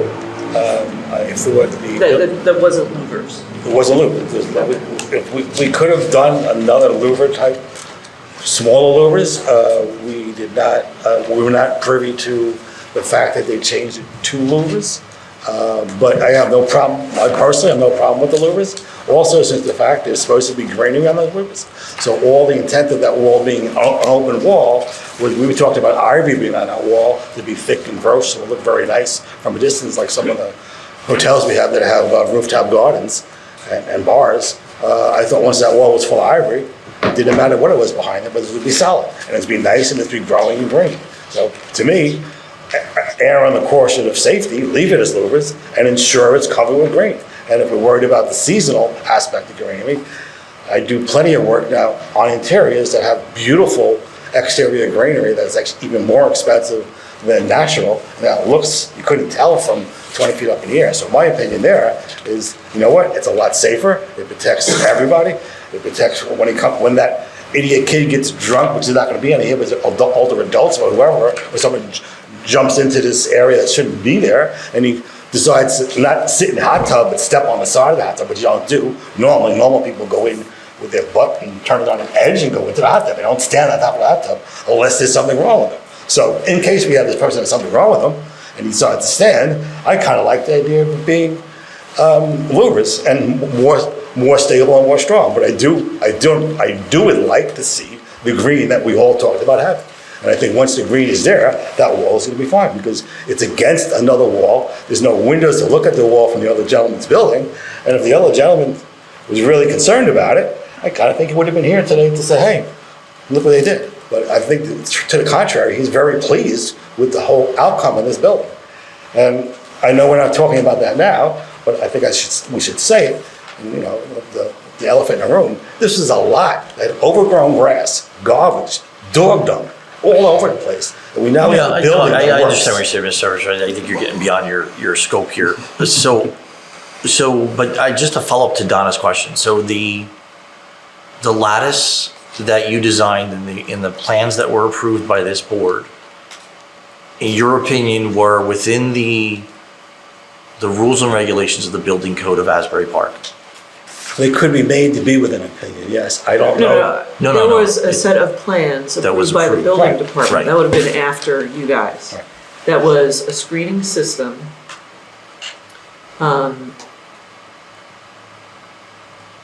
That resembled that lattice system, but was designed so that it would, eliminate those concerns about scalability or whatever. I believe the date on these is 4/17/24. And it shows that little angled section of railing that Mr. Paul had testified to. But with the regular lattice design. So just to clarify that, the angle we never had, the angle that we didn't think that we needed, and that was brought up by the building official that he wanted more protection to the south side. In our original building department drawings, the angle was not there. That's right, the original didn't. These are revised, this is like 6 revisions on this And set. that And came one of out those changes is that little angled right. section was added. And I looked at it, when I said it, I would have preferred to be straight and kept on going, but it was already done at the time and we didn't know about it. And Mr. Cybers, just correct my memory, you were not involved in the conversation with the town as far as the louvers and changing that from the approved plans? I was not, and I do not believe my project manager was either. We heard about it afterwards and we saw it. And again, it didn't concern me because I heard it come from the official and I knew there was gonna be greenery on that wall. And if it's solid greenery which wants to grow, it's still the same thing. So, Okay. and there's an open roof, so it's not that it's blocking any light. So I think it works, and I think it works securely better. Okay. All right. Any members from the public have any questions regarding Mr. Savarese' testimony here tonight? Seeing none? Thank you, sir. Thank you. Thank you. Oh, Donna, you have a question? I'm just trying to think of anything else architectural, so screening, the balconies.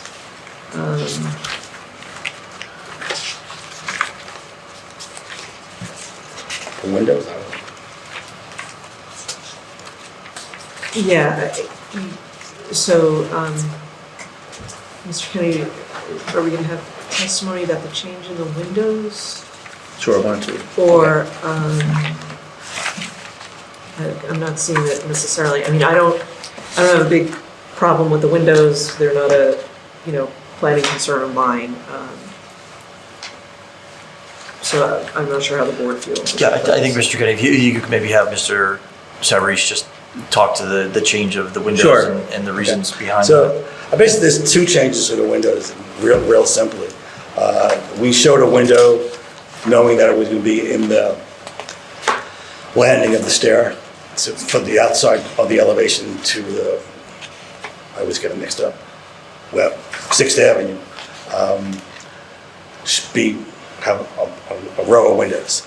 It was decided by the builder and by just having to do it and having, why put a substantial fake glass there, so they took that window out.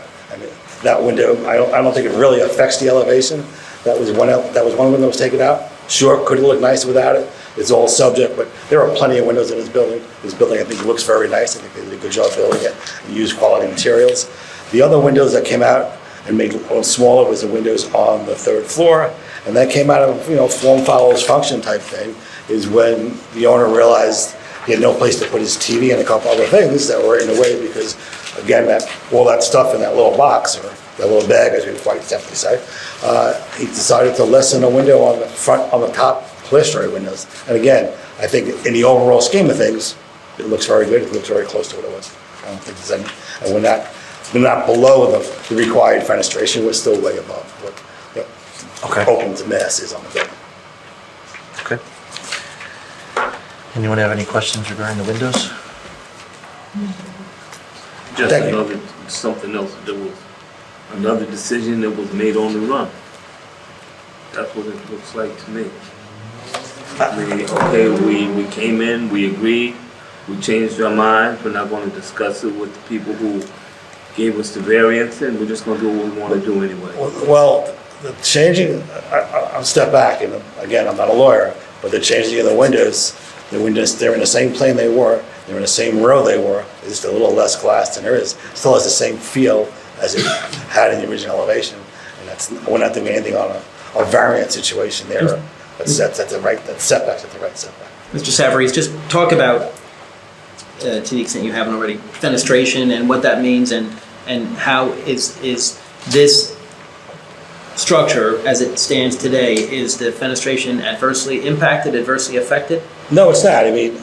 It looks like there's a lot of windows there Right. still. If you look at the plans, the as-built is probably the best way to look at it. It compares the two. So, sheet 3 or 4, basically on the Webb Street, on the 3rd floor, it had a row of windows on the top, and now it has 2 windows and a place for a TV in the middle of it. I mean, but to me, the building above and below, if you look at what was approved and what was built on Webb Street, is pretty much exactly the same. From a bulk, from a window, from a fenestration standpoint. Thank you very much. Okay, thank you. Mr. Kennedy, did Mr. Savarese have any involvement in the yard material of the fencing, or? I don't think so, no. Okay. Mr. Savarese, just real quick, does anybody in the public have any questions for Mr. Savarese's additional testimony? Seeing none? Thank you. Mr. Kennedy? Sure, and the last 2 items are fencing. And just for the record, I know last time there was some discussion about the measurements and what the deviations were. And again, going to my opening point, we didn't have surveys to show you what those, definitively what those deviations were. So the updated survey shows that the fence in the northeast corner of the property is basically 10.2 inches off the property line. So 12-inch fence setback is required and 10.2 inches exists. So that's a deficiency of only, I don't mean only, but of 1.8 inches. And then that fence in the southern quarter, the deficiency is 4.2 inches. Those are just the definitive deficiencies. Now, just so you know, that fence and the posts are there. Initially, I was under the impression that I said to my client, hey, just relocate the fence, particularly since you're going to be having to take it down to put in the turf, if that is approved. And it turns out that that is not. My client has spoken with the Fencing by Carl's representative, and if turf is put down, the fence and the post, they're encased in concrete, and the fence post, they cannot be salvaged. So we are respectfully requesting, now that we know those deviations, that we are respectfully requesting that the board authorize those fence locations. Mr. Kenny, I believe I remember something about the fence across the driveway that's higher than this fence, correct? Was there an Yes. issue where we talked that was extended too far past the driveway? For some reason. I think the only issue with the fencing, Donna, correct me if I'm wrong, but I believe the only issues with the fencing are the additional fencing that was added in the front and side, well, Yeah. the two fronts on Webb and Sixth, Okay. are in the setback. Okay. Those 3-foot high fences, I think they are, they're in the setback. They're in the setback. Okay. The other fencing is all compliant with the plans and with what's allowed. Okay. And for the record, the permits were obtained, but that's a different point. And then the other thing, Mr. Chairman, is about the yard material. We've had a bunch of discussion about that, and basically, this was just decided after, again, and I don't think there's any requirement or any prohibition against putting turf in, but we, applicants, for a variety of reasons that he talked about last time, wanted to put turf in. And I believe the city does not have any prohibition against it, although in my conversations with Michelle Alonso, she had indicated that the city would need some type of testimony and documentation as to the permeability to make sure that there's no issues. And just as an aside, we initially were hoping to put turf in the municipal right-of-way too. We did send that letter, we talked about that, and the city denied that request. So what we're proposing is to put turf in the private yard area, but natural or just regular grass in the municipal right-of-way. And we will have an engineer testify just very briefly about the permeability controls. He had spoken, I was on the phone with him when we spoke with the engineer from Insight, prior board engineer. We've sent the details to the new engineers, and I think the new engineers, it wasn't Mr. Frieda, but I think they said there's no requirement or no prohibition against it, but the new board engineer had said he would not recommend that the city allow turf to be put in the right-of-way, and that is ultimately what the city decided. And that's correct, I wrote a letter to that point. Okay. And the coverage is still going to be at 99% with the turf? I would defer that to my engineer. Okay. Okay. I'm good at the law stuff, but when you get into the math, and you have the engineer tonight? yes. Okay. Can I ask you a quick question about the turf?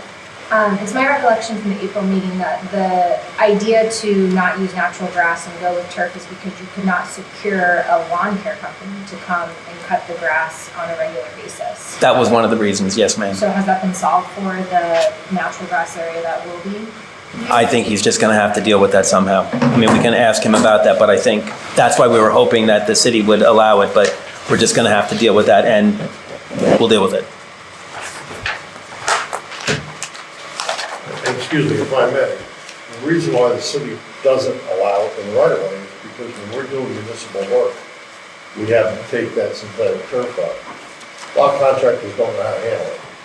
It never gets put back properly. It becomes a problem for pedestrians and homeowners. So that's the biggest reason why it's not on. Okay. Thanks, Jerry. Raise You your can hand. just state your name and business address, please. David Schmidt, business address 77 Carnes Place, Belmead, New Jersey.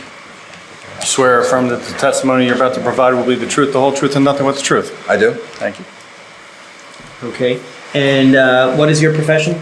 I'm David Schmidt. I am a professional engineer in the state of New Jersey. I've been engineering since 1986 and started my own engineering business in 1996. And I've been working ever since on residential and site plans and commercial throughout the state, mainly Princeton, Montgomery, and Hillsborough and Franklin, but I was in front of this board for this application to start, and I have done other jobs in the shore areas, but not as much. And your licenses are current and up to date? They are.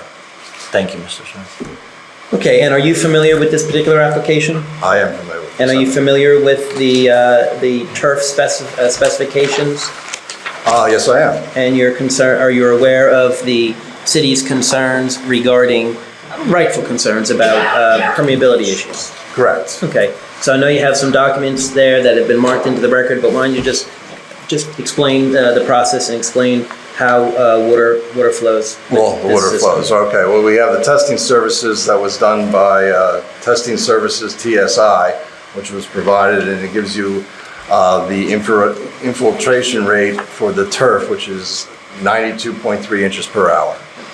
And it's only a 3-page document, but then it goes into how it's supposed to be incorporated. And then I had information from Key Tech, which was the soil testing that we did for Jim Dunn back in the day, 11/17/2022, because we have a dry well that's situated in the back of the property as part of the stormwater management for this job. And the dry well infiltration rate is 6 inches per hour to 20 inches per hour, which is an incredible fast rate. So your question is, if it rains and the turf is installable, it's going to percolate right through the synthetic fabric, and it goes right into a gravel subbase, and then it'll discharge right into the soil or to the sand.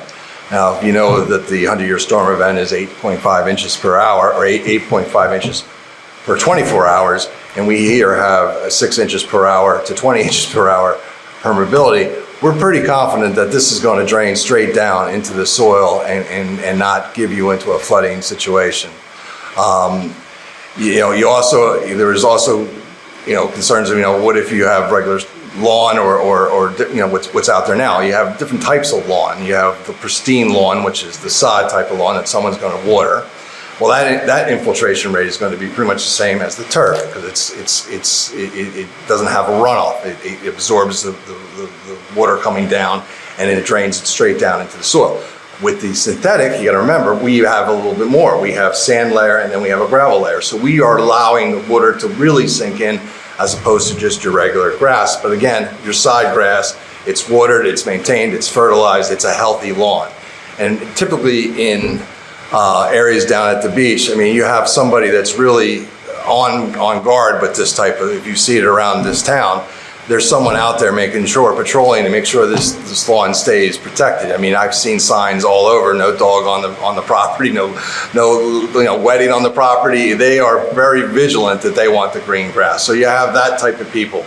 Then you have the other type of people that just don't maintain it as much, and the runoff is going to be a little bit more than the synthetic turf.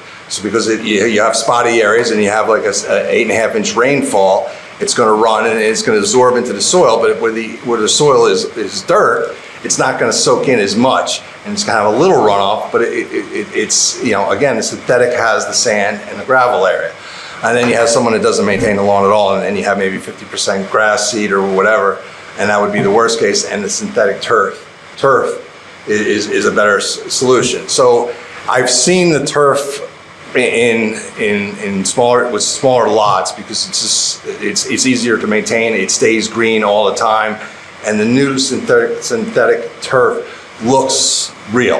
It looks like a nice lawn as opposed to an AstroTurf. It does have a pretty good look to it.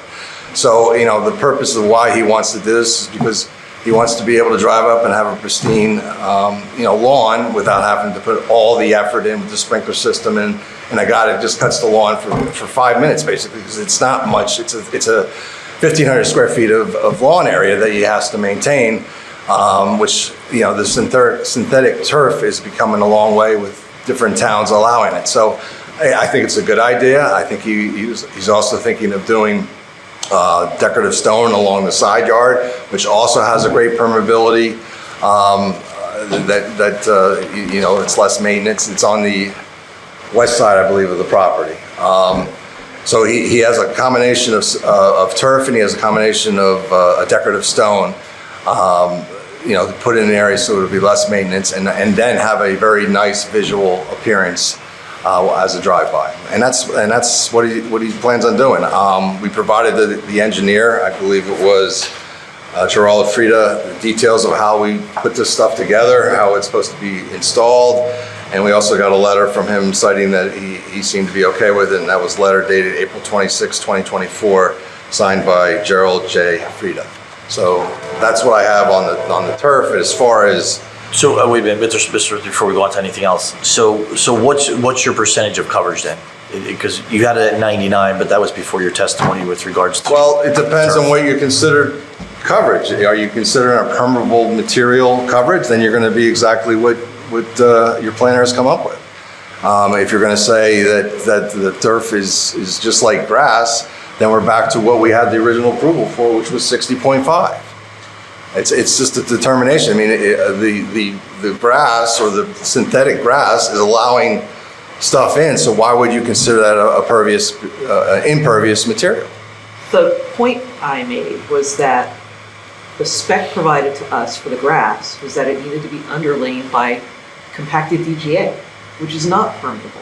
Right. So as long as it's not underlain by that, and it's instead clean stone or something that Jerry says is permeable, then it doesn't affect the impervious coverage calculation. It's the same thing with the decorative stone in the side yard. The soil tests, the soil data they gave us shows very high permeability. Means, so I don't want to step all over your thing. No, Yeah. you're fine, what you added is good. There's nothing in the ordinance we could find that says it can't be used on private property. We can find it. I know, I've worked with it before, I've done a lot of installations, the ball fields, that type of thing. When it's built properly and the details that were submitted to us is proper, and it's built that way, it's very effective. It comes to really an aesthetic issue. It doesn't look like this. I challenge anybody to tell me it doesn't. Okay? But it doesn't look intrusive or bad, it's just Different. a little bit different, okay? Well, the board's concern is whether it's impervious surface or not. Right. Well, I understand. They don't, we care But about they how it also- looks. Excuse me, they also want to know about the site. All the roof water is piped underneath me now, Okay. not affected at all, that's fine. So going forward, if it's installed properly and maintained, there should not be any problem. Okay. What do you mean by not any problem? What does that mean? And it's gonna act just like grass. There's not gonna be any issue, just like anybody else's front yard. So it's going to percolate into the subsoil Correct. Just as it was testified to. by Better. the engineer. There. with the DGA underlayment? Yes, it's loose, it's not DGA, it's loose gravel. It's Gravel. gotta be Yeah, I'm done. telling you, the specification we were given originally specified DGA. That's Well, what my it can't be report, DGA. that's what my report was based on back in April. It must. If the underlayment is changed, if the subsurface is going to be Well, why a don't- different material that you determine to be permeable, then it doesn't affect the impervious coverage calculation. Why don't we do this? Mr. Schmidt, Yes. can you testify to what the underlayment material is going to be? Per this, it says it's 1/4 inch clean stone per the manufacturer. And that's not DGA. Thank you. Say that again, 1/4 inch 1/4 inch Clean stone. clean Clean stone per manufacturer specifications? per the manufacturer's specifications, yes. That was provided to the engineer. Okay. And is there a thickness of the stone to be installed?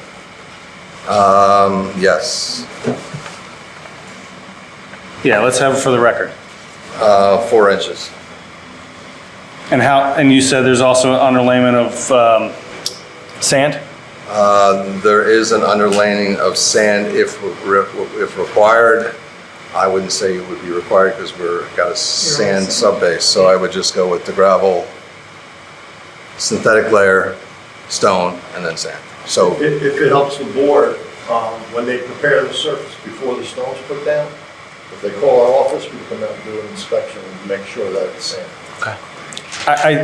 I think we need to have that inspection to make sure it also meets the 4 inches depth and all that as well. Right. Yep, I agree, Jeff. And we certainly would agree, as a condition of approval, if we get that far, that we would install it and maintain it in accordance with manufacturing standards, and before it's put down, the city engineer would view it to make sure, inspect it to make sure that it is installed in accordance with the approved plans and in accordance with the testimony and in accordance with any resolution we have. Okay, thank you, Mr. Kennedy. Mr. Chair, I do have one other question. What is the actual limits? Is it inside the fence? Or can somebody tell us that, because I'm not sure. Per the plan that was submitted to the board that was dated March 4th, 2022, revised March 11, 2024, it shows the limits in the front yard along the side, and then it shows the decorative stone on the west side. So it's per this plan that was provided to the board. So when you say front yard, you're saying to the property line? To the sidewalk. Yeah, it would have to be, we can't be in the right of way. It can't be in the right of way. Right, so it would be to the property line. So is the fence on the property line? No. So The fence is inside the property line? Yes. Partially. The one portion of the fence is 10.2 inches, and the other portion is 7.8 inches, as it exists today. And so how do you propose to butt the synthetic turf up to the natural grass? Up to the sidewalk or to the natural grass. Well, we can remove the fence pickets and then do it. But the back of the sidewalk isn't necessarily the edge of the right-of-way. The right-of-way more than likely extends past the edge of the sidewalk. It's well within Synthetic it. turf in the right-of-way. Yeah. So at some point, and in my mind, I was thinking you were going to do it inside the fence, and that gets back to the step. I'll answer for that. I don't think our engineers, Can you just come up, Mr. Chairman? May I bring him up to answer that Yeah, for question? this question, yeah, we can swear him in. Okay. He was previously sworn. Okay. But just, Jim, come on up and just state your name for the record. I'll give them a seat. That's all right. It's a great seat to sit. So just state your name. James Dunn. And you're the applicant? Correct. / owner? Correct. And you were previously sworn at the last meeting, correct? Correct. And you recognize you're still under oath? Correct. Okay. So speaking with the turf guy, I'm only going to go to the fence. Even though I can extend past that, I don't want to worry about 6 inches here, 4 inches there. The best line is to just use the fence. And then with that stone that he's going to put down, he's going to leave a little strip of that past the turf. I'll still be on my property line. Oh, that's fine. And then, no rocks in the right of way. no, I'll still be on my property line because I have the ability, I have a buffer from the fence to my property line. Okay.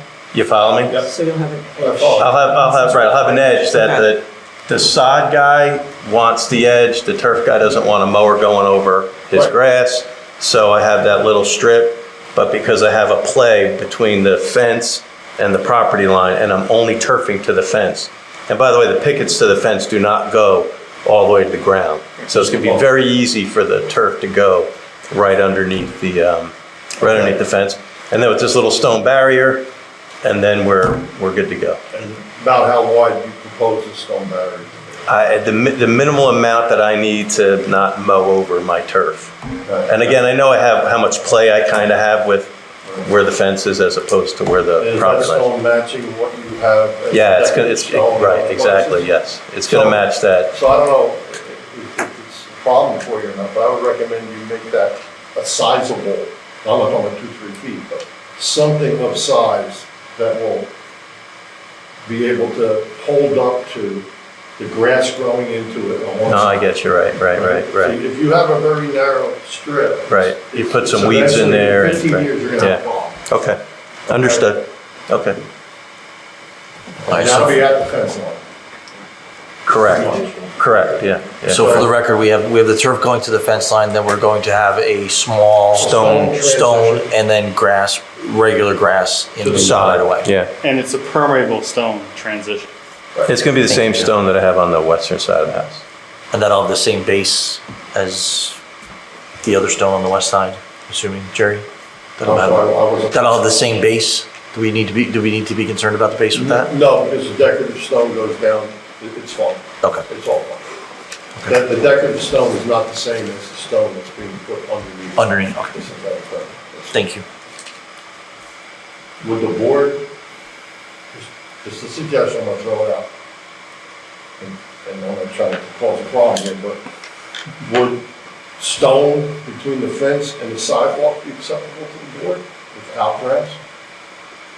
I don't So think we again, can- the city doesn't permit rocks, stone, in the right of way. Understood. So the part of from the edge of the sidewalk to the property line That's it. is the right of way. so So there's that has to be however grass. many inches between the imaginary line of the property line and then those extra several inches to the fence. It's a lot of gray area there, but Yeah. yeah, there'd be inches that would be in the right of way. Yeah, it's going to be So- to your point, it's going to be a very small strip of grass. So there has to be grass. I think it has to be grass. I was just trying to get rid of that transition. I know, I like it too, but Michelle is adamant about rocks in the right of way. I City is understand. very, yeah. Okay, so it'll be, so just to recap, grass, natural grass in the area between the sidewalk and curb. Natural grass from the sidewalk up to the fence, or up to the stone Right, which I'm going to make as wide as I possibly transition area. can. Yeah, I Right. would make it at least foot. I got to keep Michelle happy, so I don't want to go over that. Okay. But I take your advice for sure. Okay, and then the synthetic turf would be the rest of the line. It's a lot going on in a small area, but. Correct. Okay. All right. Sorry, Mr. Kenny, can you clarify, I'm sorry to go back to the fence, but what is the setback of the fence on 6th?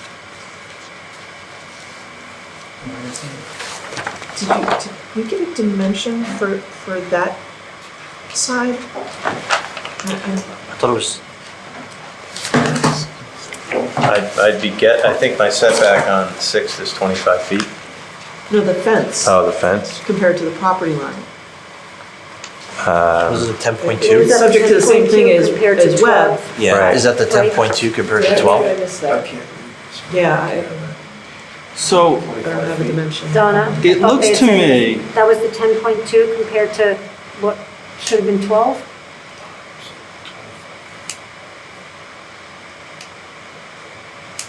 Did your surveyor give you, so I know you have the 6 to 7 inches, that's on Webb. What is the distance on 6th? The updated survey shows the fence in the northeast corner is 10.2 inches off the property line. And then in the southern corner, On the northeast corner, my notes suggest that it's 12-inch fence setback is required, and as it exists, it's 10.2 inches. and where is it in the northwest corner? All right, that's the southern. I It's don't. 10.4. 10.4 in the north? Oh, sorry, you said northwest, Tom? So The Sixth Avenue fence. I'm looking at this survey. No, that's. The survey that we referred to in the beginning of the hearing, May 1, 2024. It looks to me like it says the fence is half a foot, 0.5 feet from the property line on 6th. And it's 0.85 feet from the property line on Webb. Yeah, and I don't have that to scale, so I can't measure it. And that's what I thought you said was. So it's actually closer That was off by than- 10.2. We'll say that again on for .85. 0.85, it says 0.85 Yeah, pointing for Webb, pointing towards Webb. Right. And then it says 0.5 from the property line on 6th. Yes. So it's actually closer. On Sixth Avenue. It's 6 inches from 6th Avenue and whatever I'm sorry, say that 0.85. again, Jeffrey? It's 6 inches setback on 6th Avenue. On 6th. But I can't read anything in the second. So that means that transition stone will only be 6 inches. Right. If the variance is approved. Be 6 over the. Yeah. Be 6 over the line on 6 On 6th. already. Right. All right, so again, I just wanted to try and better understand where the turf was gonna stop, where the fence is, where the sidewalk is, where the property line is. And I couldn't find that dimension of where the fence is in relationship to the property line on 6th, but it does look like it is 6 inches off the property line, not the 1 foot that is required, so that's still, and it's not as close as the web. So it's a larger deviation. All right, Mr. Kenny, do you want to just leave Mr. Dunn here and Mr. Smith, and we can... Sure, and I don't, do you have anything further to say, to offer? So I defer to whether the board has any questions or public questions. Was there a discussion on the railings? The last time we were here, an issue with the railings? They're being proposed to be removed. Oh, the porch no longer has railings, yeah. Right. But that's because of the column. No, it wouldn't have any, the column wouldn't have any effect because the center line of the column never changes.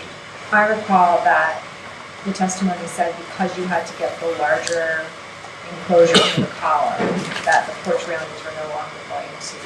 No, that wasn't my testimony. That was a board question, that wasn't my testimony. Well, could you explain the situation? Well, you sure you don't want this one? The center of the column hasn't changed. Because, right, exactly. Where the 6 inch by 6 inch post never changes, so where you wrap it won't have any effect on forward or backward.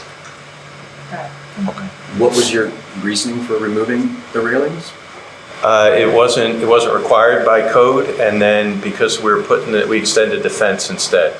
And the main reason was, which I provided a picture of, is the skinny depth of that porch on Webb Street wouldn't really allow any furniture to be on there at all because you wouldn't have been able to walk around it, because I would have lost, I think, 7 inches by putting a railing up in the middle of the columns, and then I wouldn't have been able to walk around any furniture that was there. And then since we were having a fence, it was kind of a double barrier there that I didn't need. Does that need a design waiver? Is that? All right. Any other questions for Mr. Dunn?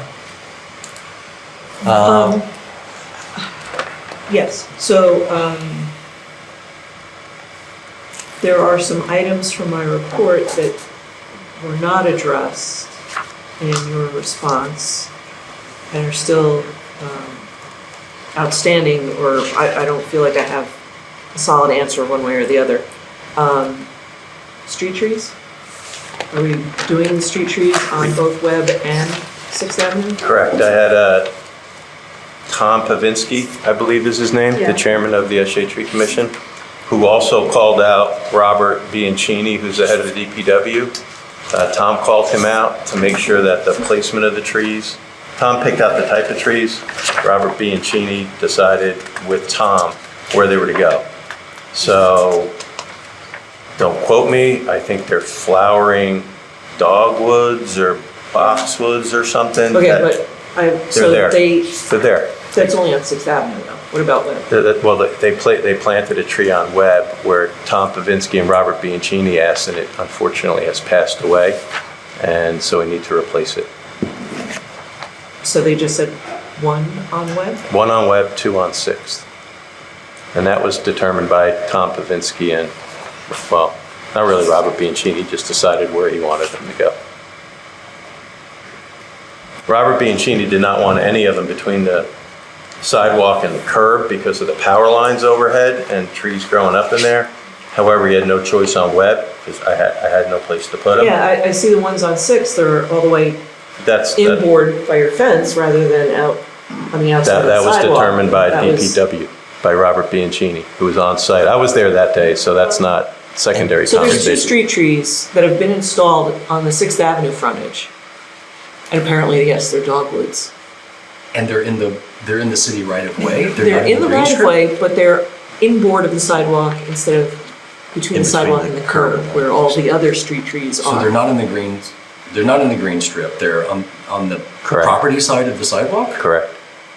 Yeah, I saw them today. And do you have any communications from DPW or? He was there. No, no, do you have any written communications where they pointed out exactly where the tree should be? Actually, I'm not sure, but Tom Pavinsky can testify to it. Tom Pavinsky was there, Robert Bianchini from the DPW was there. So wait. My landscaper was Did there, they and I plant was the there. trees? No, Oh, okay. I had to buy the trees. Tom just But they told you decided, to get dogwoods. correct, yeah, flowering dogwoods or whatever they're called. This is odd. Well, yeah, again. I sit on the Environment and Shade Tree Commission Are with they Tom not Pavinsky. native- are they not I've native never, trees? yeah, I can follow up with this, of course, but. All right, so I just wanted to make sure, again, because the plan didn't show the street trees, there's requirements for street trees. Apparently, there's something going on with street trees. I'm gonna withhold, I'm gonna say, Yeah, I- Tom Pavinsky there's no picked up. exception needed, there's happening. Is it In one way or is it another. appropriate for me to follow up on this individually and report back? Can we make it part of? Well, I think the Condition applicant that- testified that he's complying or has complied with Yeah. Yeah, street from our- tree from our- requirements. Yeah. So as long as that's accurate, Right. then we don't have anything to say about it. But he made a representation that that's the case. But you can definitely follow up, and there's an issue Yeah. where we come here in good faith. Yeah, this is more of a city policy thing that. Yeah. Yeah, they were both on site at the same time. Tom I'm not called Robert denying in. that, but something sounds odd about it. It wouldn't be between the curb and the sidewalk. It could have been some other issues, who knows? But if we have an approval, if we're fortunate, we will definitely work in good faith with city and board officials on that issue to Right, clarify. it's not that they're not happening, they are happening. Right, it's just They're in Placement. strange locations. Yeah. Okay. There is a utility pole right at the Strange corner. kinds. I'm sure there's a reason. Oh, there's a huge power line Yeah. and telephone lines with a, surplus wire all spooled up on the Webb Street side. It's, Right. absolutely horrible to try and stick a tree on that frontage, I admit. Okay. And you think it's a dogwood? They look like dogwoods? They are dogwoods. They are? Yeah, and they're full fall color at the moment. So we don't plant dogwoods as street trees, so that's. Know it. They also have gator We asked for bats. crepe myrtles for the record. My landscaper asked for crepe myrtles. I was denied. Yeah, we don't do But, that either. yeah. I don't really care. I let Tom Pavinsky tell me Yeah, what to they've do. got scorch and, but they do have gator bats. And we do have to replace the one on Webb, so obviously whatever the But as far as environmental the- DPW yes. says. How are they being provided? Yes, they're being provided. My next question is lighting. Because this was a condition previously, it was not noted as any changes on the as-built plans we got. But, our site inspections indicate that there is a lot more light that is probably not compliant with the ordinance requirements. There's spotlights on the west side of the house that are pointing at the neighbor's house. There's lights in the soffit in the tower, third floor area that I have no idea what their color temperature, foot candle, spread into the right of way might be. And those were not, we didn't get any information about lighting. Well, those lights You know are on, those lights are on the Can I plan. just say Okay. one thing? Yeah. Just, Mr. Chairman, when I qualified Mr. Dunn, I testified as applicant and owner, and just for the record, he does have some lighting experience, if I could just put his credentials on the record. So Jim, just, I don't know if we got into this last time, but state what your I credentials believe are. we did. I think I'm an you're electrical engineer. I'm also a Yes. LEED accredited professional. I hold a LEED AP, 38 years in electrical distribution and lighting. And where do you work? Worcester Electric Supply, where I'm the executive vice president. Okay. So when it comes to lighting, you're familiar with I would lighting details? hope I am. Okay. Yeah. I feed my family with lighting. So why don't you, Donna has raised some concerns about lighting and. Okay. Do you have some information? Well, I'll answer Donna's questions. So Donna, what are your questions? I'd be happy to answer. Well, so condition 13 of the original approving resolution was that all exterior lighting be inward and downward, dark sky compliant, not extend or spill over onto neighboring properties. Correct. And not require any deviations or variances from ordinances for exterior lighting requirements and limitations. Correct. A note shall be placed on the plans to confirm this condition. So we do not receive a lighting plan as part of this amended application, so I have no details, specifications, anything about what the lighting is. But when I go there, I can see, and it might be in some of the photographs, I'm not sure. Could move the PowerPoint again. I think But page there is 16. a wall pack on the front porch on the Webb Street side that faces Webb Street that is not downward focused. Like I said, there's 2 spotlights on the west facade that are pointing at the neighbor's house. There are, how many are there? There's a bunch of these recessed cans, like I said, in that soffit of the tower. 1, 2, 3, 4, 5, 6. Which at night really light the place up. So that's still an outstanding item I don't know how to assess, except for, based on what I've seen, it appears that the spotlights are not compliant. Mr. Dunn, can you talk a little bit to the spotlights, and are they adjustable to have them more, or I should say from stopping to bleed over into the other properties? Fixed? Well, first off, the soffit lights that I have in my house are all 2-inch, where a standard recessed can outside would be 6-inch. Mine are 2. Everything in my house is LED, and LED as a nature is a very directional light. So if you have a recessed can anywhere in your house, whether it's inside or out, light by physics cannot bend. It can't go straight out, it can only go down. LED light is extremely directional, much more directional than incandescent, halogen, or high pressure sodium. All my lights are 2-inch, all my lights are LED, all my lights point straight down, including the ones on the side of my house. All of my lights are dark sky compliant. I'll have pictures to show you. All my lights are dark sky compliant. They're all RAB, and they're all listed dark sky compliant, including my recessed lights. All of my lights are 2700 Kelvin. And I have the receipts and the proof of what I bought and when I bought them. So every single light in my house, outside my house, is 2700 Kelvin. Be clear, though, that lumen and color temperature are mutually exclusive. They have absolutely no relation. I have a... That's why we regulate both those things. Right. So, by the way, my lights are 8 watts. The 2-inch are 8. So if you think about a 2-inch LED recessed light, it is extremely directional. It can't point out, it can't point up. When you take pictures of a light source with a standard iPhone, there's that light flare, they call that. You take a picture of the sun, and it looks enormous because the lens gets deflected. I have pictures of the lights on my house. I'd be happy to show you the lights that Donna is questioning.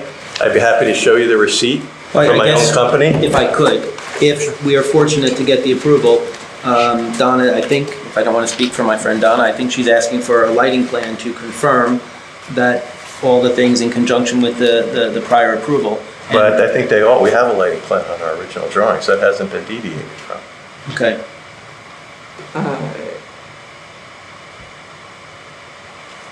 I do not have one. We will submit one to you. If you were okay with that, we can submit. Mr. Dunn, the spotlights, are those adjustables? I know you've got the cans, but are the spotlights adjustable so they're not? Well, the recessed is not. No, what I'm saying. She's talking about the spotlights on the side of my house. Right. Which, I know I have to maybe submit this. They're red, dark sky compliant lights. That's how they point right there. If you take a picture of light, it looks like it's glaring at you. But those are the 2 motion sense spotlights. But are they adjustable? Well, I can point I don't know if they'll go any further down than this, to be honest with you, but I guess I could point them a little bit more down, but Okay. that's... Okay, thank you. And there's one on each corner of western side of the house. What it is shown on the original drawings as being a two-headed spotlight. All right. And I think the other thing, Donna's other question about foot candles, I mean, there's a heat map I can show you on these lights. You got a 2-inch LED recessed, and it's almost going to basically point down. Light throw, in order to measure foot candles at a property line, you got to turn all the other lights off in the neighborhood. You got to turn your street lights off, you got to turn your neighbor's lights off. But there's just no way with the heat map that I can show from my recessed lights that I come anywhere near my property line with that. They're 2-inch recessed and dark sky compliant RAB spots on the side. Mr. Getty, you say you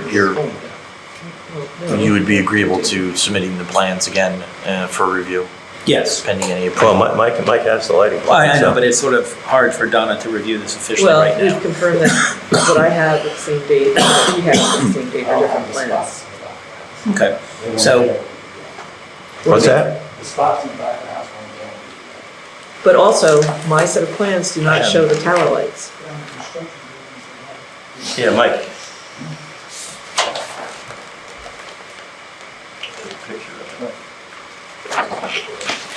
so Jim, the question is, if, in conjunction with the potential approval of these modified plan,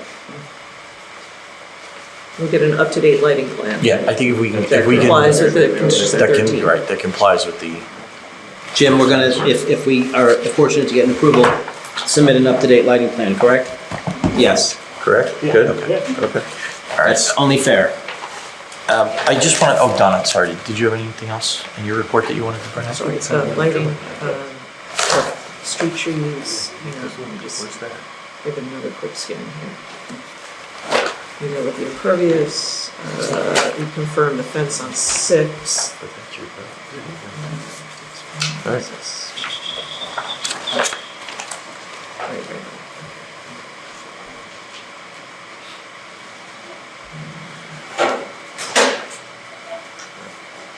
So, I think that's Good, okay.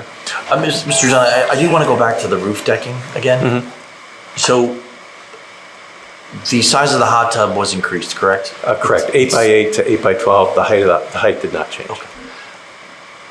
By increasing the size of the hot tub, did it increase the length of the privacy, what are we calling them?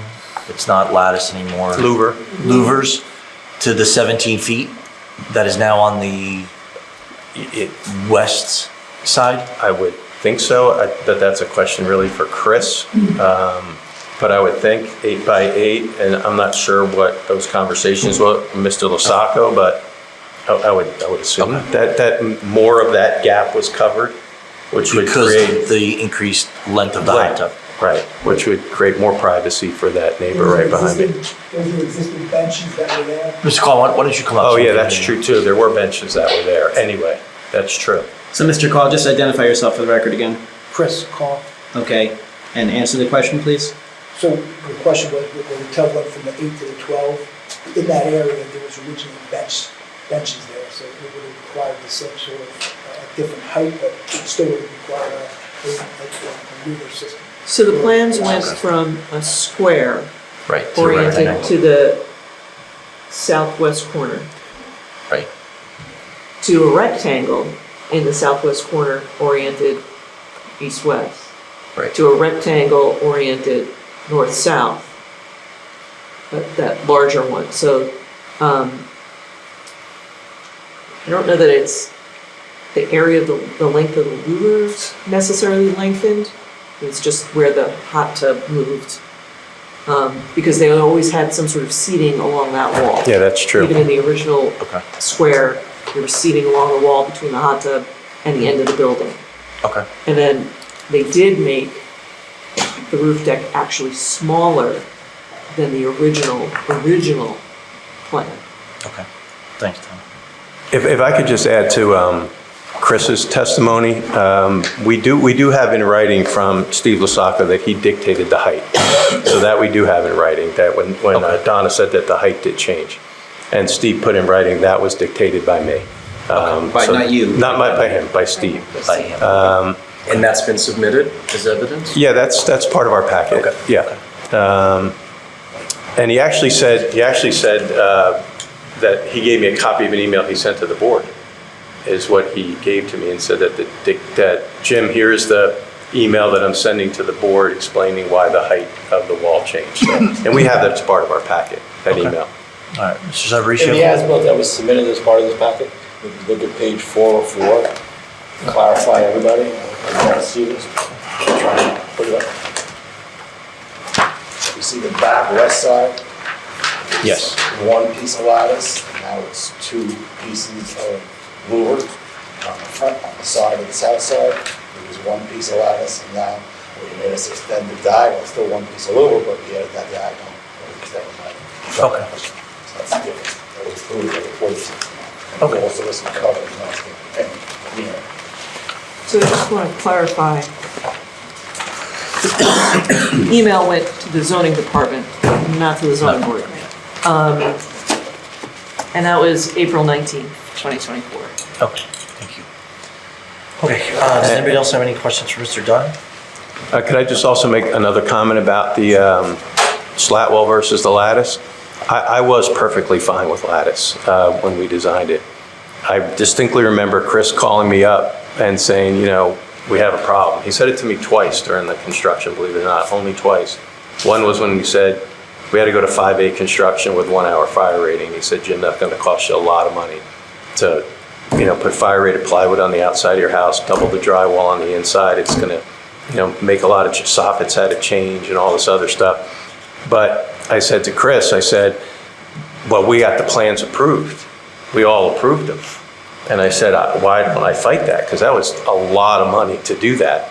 And I said, we all agreed, we were good with it. And Chris said to me, listen, because this happened early on in the process. Chris said, listen, at the end of the day, we can say we approved it, we can say you approved it, we can say you approved it. Steve Lasacco doesn't give you that approval. We're going nowhere. So he goes, you can't fight this. The authority having jurisdiction is the final say. So he said, Jim, don't bother fighting it. We're going to make it 5A 1 hour fire rated construction, and you got to budget a lot more money to do that. And then when it came to the roof decking, same thing happened. I said, well, I want lattice. And he said, Jim, just like I told you before, you can fight it, but if the man's not going to approve it, it doesn't matter what the plans say. It doesn't matter what the approval was. If Steve Lasacco says, and by the way, that slat wall was way more expensive. Custom, guy doing all this junk. And I'm like, Chris said, Jim, don't even bother. You can't fight it because Steve Lasacco doesn't approve it. You got to give him what he approved. And I said, well, how do we know? And he goes, I sent him a sample. He approved the sample. We're putting it exactly where he wants it, as high as he wants it. He said, let it go. You can't beat the AHJ. Okay. And so I didn't want you to think that, we were doing anything. I would love to, slat walls or all that stuff, not slat wall, the lattice is fine with me. Okay. And I'd Appreciate put lattice that. back, quite frankly, if you wanted me to. I know one of the questions was, Mr. Dunn, are you willing to put lattice back there? I am very, very nervous about my liability doing that. We are on the record saying that this might be a safety concern. I remember when I first testified to it, that you had made a comment that you're on a UCC board, and you said, Mr. Dunn's testimony is correct. You can't have something that's scalable around a pool. So we're on record as saying this might be a safety issue. Right. And if I have a neighbor's kid who goes up there and gets hurt, and then my neighbors say, hey, we know that was a safety issue, but they made Mr. Dunn do it again, I'd just be worried about it, but I will do it. I would absolutely put lattice back up there if that's what you prefer. All right, thank you, Mr. Dunn, I appreciate it. Thank you. Anybody else have any other questions for Mr. Dunn? I have one question. Yes.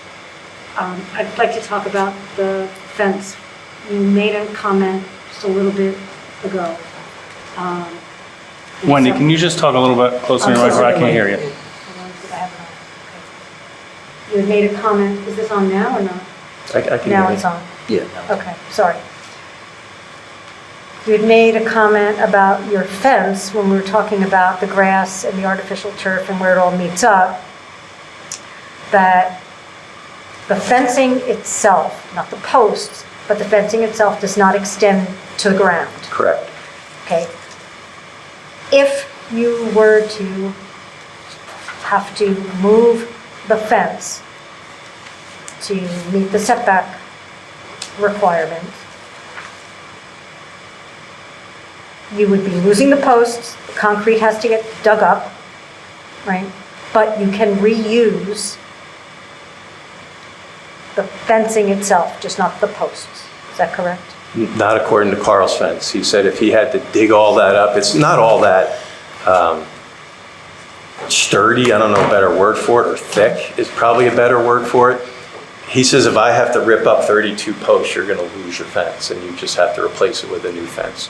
And that came from Carl's fence. Part of the problem is, right, the fence section has so many pickets, Yes, a certain spacing. I understand, yeah. So if it's got even a few inches one way or the other screws up the whole section. Right, I Yeah. understand. I just wanted to clarify whether there was I did ask that a question, difference. for sure. Okay, Yeah. thank you. Yep. Any members in the public have any questions for Mr. Dunn regarding his testimony? Seeing none? You know, while we're asking that, any members have any questions for Mr. Schmidt? The engineer. Our engineer. The engineer? Any engineering questions? And do any members have any questions for the contractor? At the end. End. We're getting there. And does any member have any questions of Mr. Savaresi's additional testimony?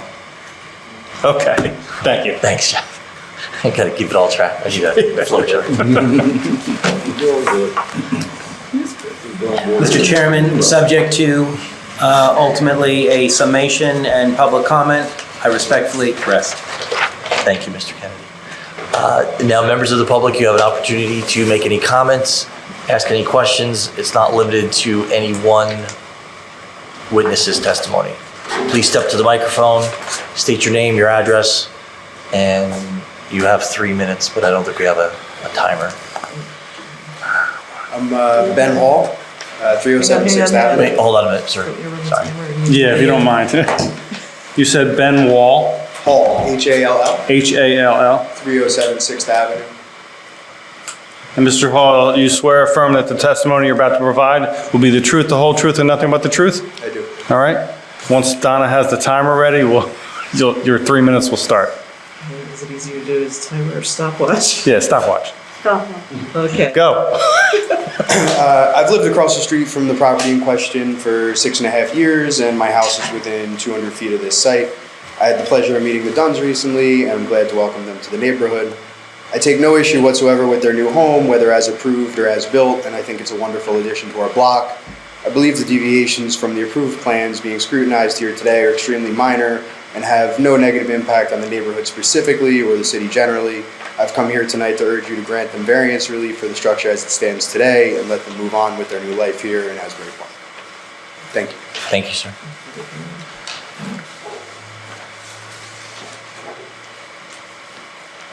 Gloria Peretti, 305 6th Avenue. Ms. Peretti, can you spell your name, please?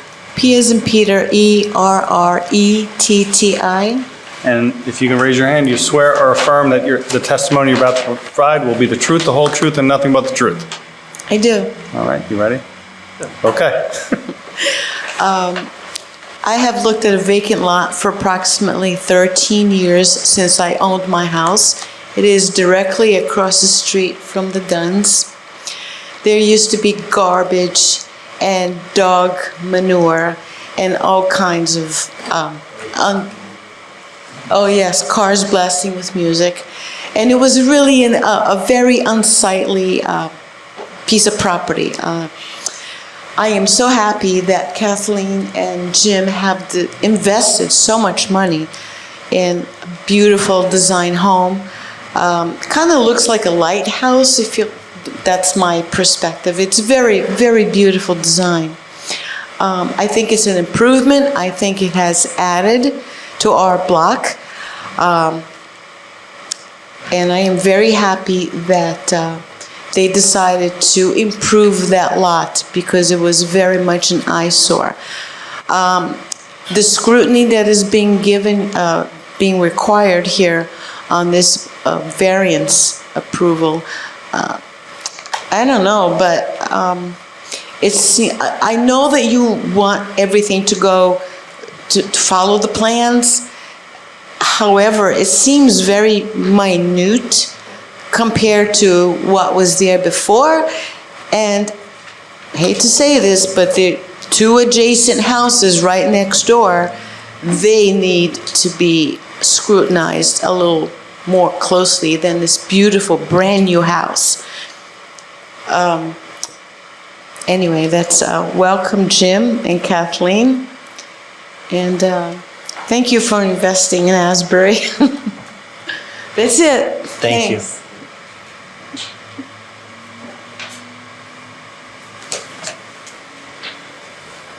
Frank Cucinato, 209 6th Avenue. Cucinato, C-U-C-I-N-O-T-T-A. You said 309? 209. 209, thank you. You swear or affirm that the testimony you're about to provide will be the truth, the whole truth, and nothing but the truth? I do. Thank you. Okay, so I live catty corner to the house that the Dunns own. And I guess from my point of view, the balconies don't seem to be that different. And I understand the point of view that they're not supposed to be standing out there. But, 3 feet versus 2 feet, 10 inches, just doesn't seem to be invasive this way, which is going to block people's view this way. So it's not blocking view, it's not blocking airflow any more than the 4x4. That's just my view from across the street. Just my thought.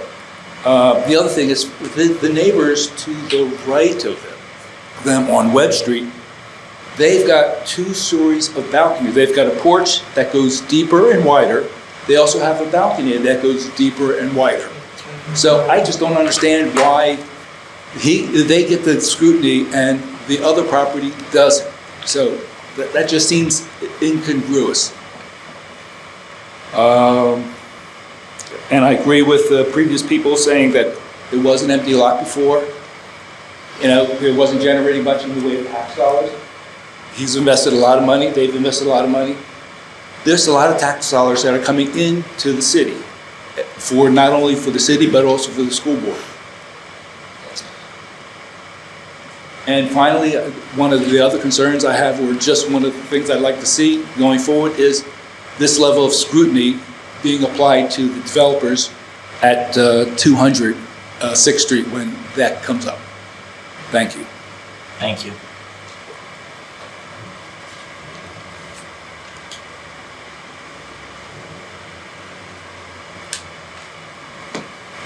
Hi, my name is Gabriela Cucinato, Frank's wife. I'm at 209 6th Avenue.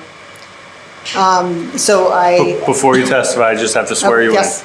Do you swear or affirm that the testimony you're about to provide will be the truth, the whole truth, and nothing but the truth? It is, yes. Thank you. So I actually have nothing written. I also agree with the comments. The property, previously, we would have fireworks going off. There was nobody scrutinizing it at that point. There were cars parked at all hours. So this is a great improvement. The lighting is not a problem. The lighting we look at every night. It is very discreet lighting. It's not bright. If anything, it would be an improvement to have lighting. I can't tell you how many times Frank has called the city because the street lights aren't working.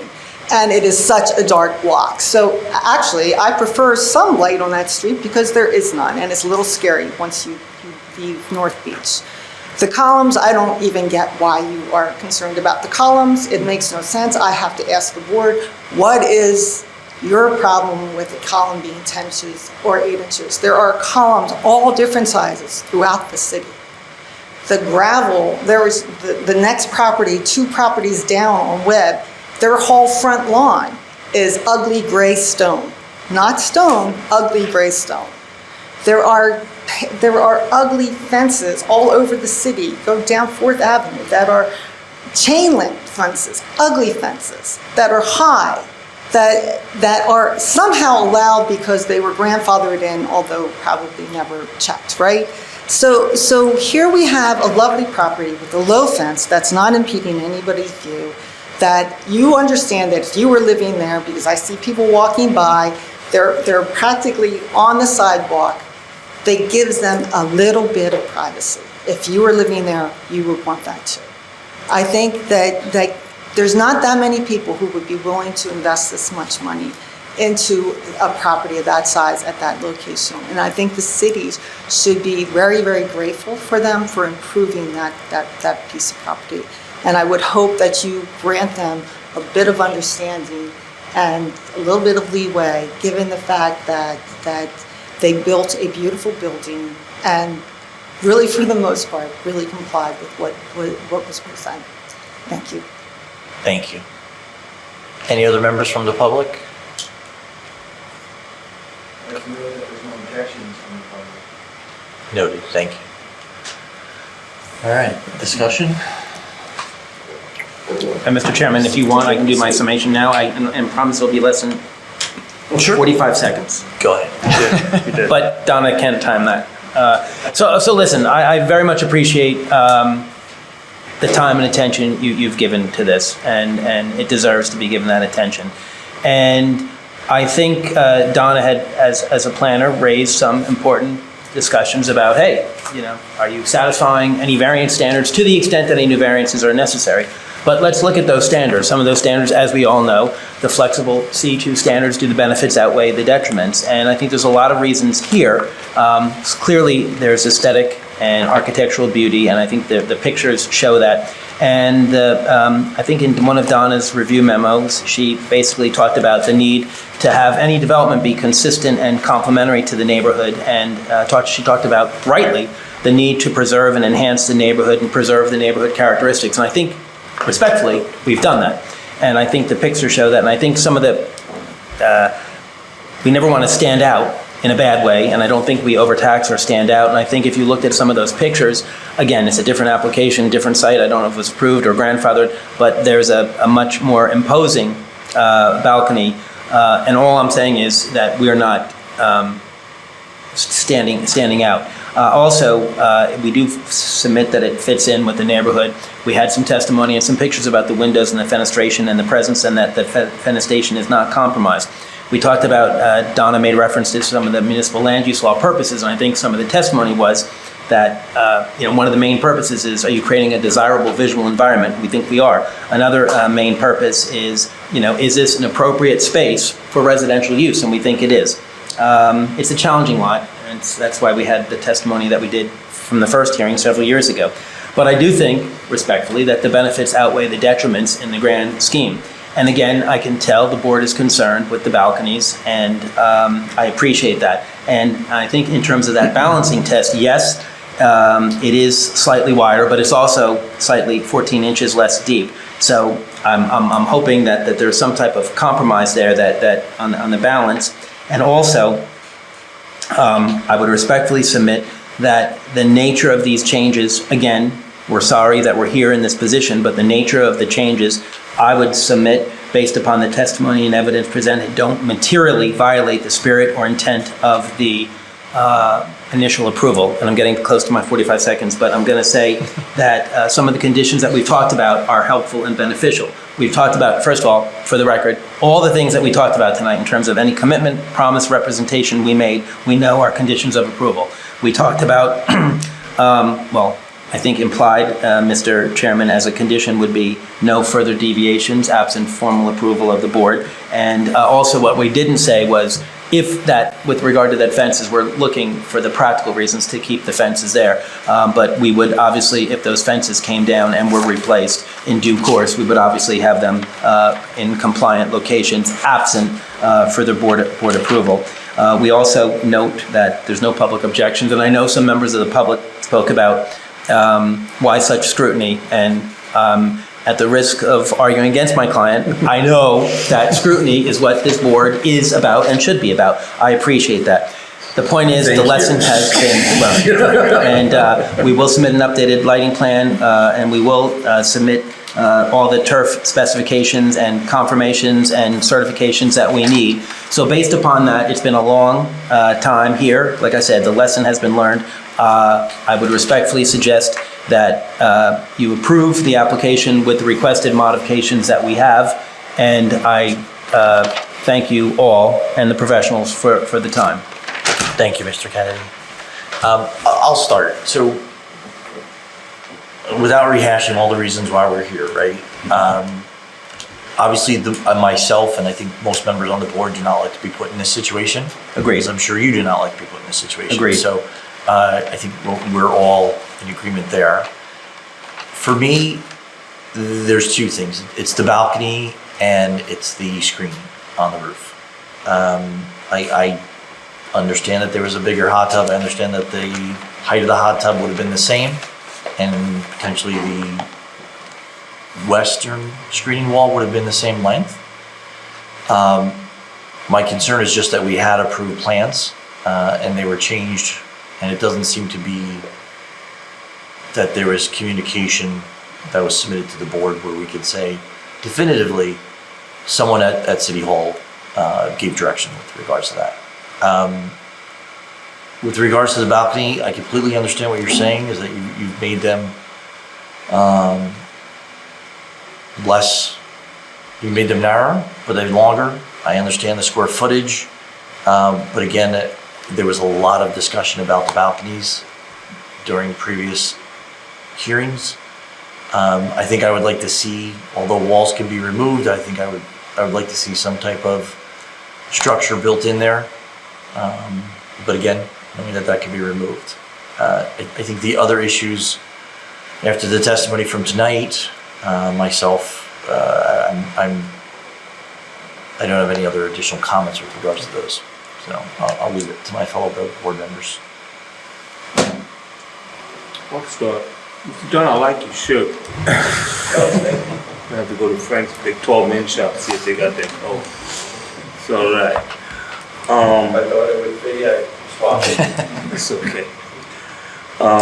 One, being 72 years old and being a lifelong resident of this area, you come to my town, you respect my town. Okay? I'm not saying you disrespected us, but having sat on this board for maybe 7 years now, twice a month, it is our duty not just to protect your block, but to protect this entire city. Okay? So that's why we are the way we are. We're not being hard, but we are being thorough.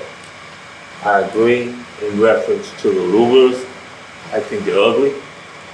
Okay? I compare them to those tanks I see riding up and down the street all the time. It seems to be quite popular. And I think that the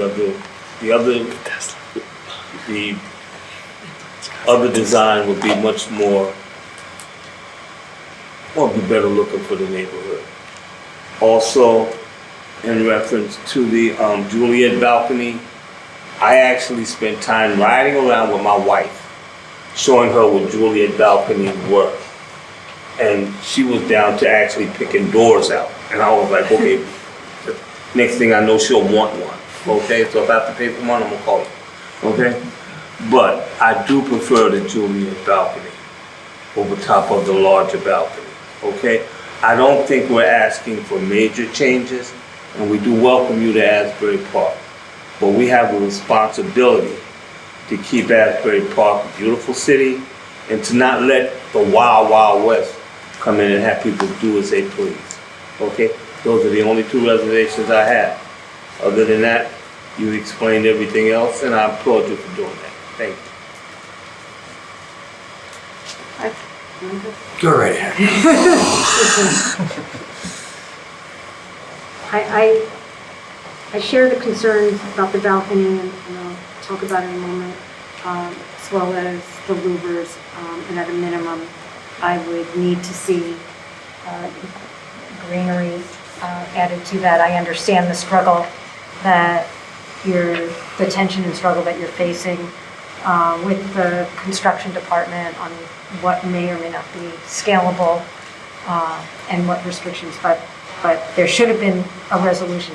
My bigger problem, putting this all in context, is that we had these series of changes, one after another, and with all of the professionals involved and all the time, it confounds me that no one ever thought to go into the zoning office and say, look, do we need to do anything with all of the changes? We don't think they're major, we think they're all small things, shouldn't bother anybody. But that's not how, and I think you know, your professionals know, that's not how the process works.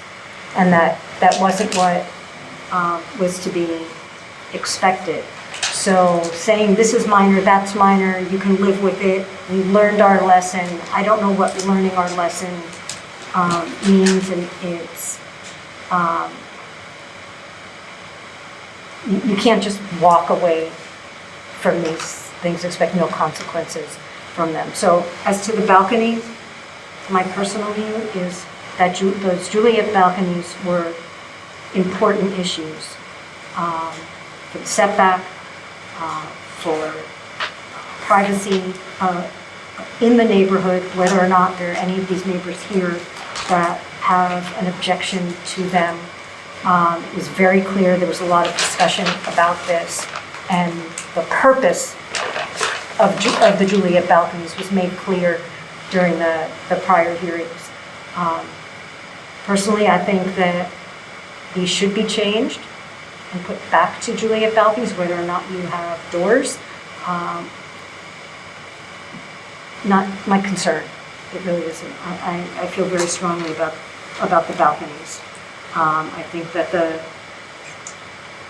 protection on the rooftop can be achieved. And then the last thing that concerns me is the fencing. It is now, that area is a little claustrophobic because of the small size of the lot and the extent to which it has been built on. Even a few inches make a difference as people traverse those streets. And in the summer, it's a busy area, you're right at the waterfront. And we know certain times of year it's going to be extraordinarily busy. So I don't see that you have proven or satisfied your burden that there is a benefit to the public for these additional deviations. I think that we, in our approval of this application, under the terms of the original resolution, we accepted the benefit to the public in approving it. And what has been built goes beyond that. And I personally don't see on those three items that you satisfy your burden for what is really an additional exception. This has been very frustrating, as we all know. I appreciate all the neighbors getting up and talking. One of the things I think you guys probably aren't aware of is this property has been before this board for years. We had an initial, yes, with the same architect. That architect sitting right there went through the whole first time with us. This is an undersized lot. We've spent countless hours scrutinizing every detail with both applicants, being unbelievably clear about what we approved and what we didn't. And what we got back a year later was, was a little bit like the Wild Wild West. Yeah, are we scrutinizing little details? Yes, because what we were presented was not what was built. And it's really, really frustrating. For those of us who sit up here, we're all residents. We're volunteering our time. 3 hours just tonight. We're not getting paid for this. We're neighbors as well. But if you could understand the totality and the time and the detail that we have gone over this property and this structure, I think you would understand that maybe we're not just splitting hairs because we feel like it. There's a reason why we have to do what we do. We don't know about the property next door. We don't know when that was built. We don't know if that was built with a permit. There was a time here in Asbury Park for 20 years where people didn't pull permits for anything. So you can't really compare this property to the one next door. It's not our job. I don't necessarily have a problem with the louvers on the top. I actually think it kind of ties in to the metal roof. I didn't like the height, but now that I understand that Steve required that, I don't think there's really much we can do about that. I agree with my colleagues about the balconies. I don't know that I would go as far as to suggest that we redesign them, but I'll stand with you guys on that. Personally, I would love to see the railings come back and the fence be gone. So it just kind of, this house has so many different architectural elements and design languages going on at once. I would love for it to sort of tie back into the rest of the neighborhood and the design elements that are in this neighborhood. But again, if it's not code, we can't require them to put the railings in.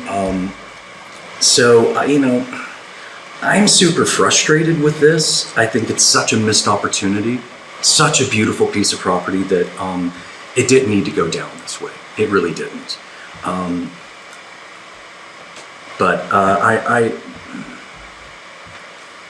I don't know that there's anything that I would necessarily ask for.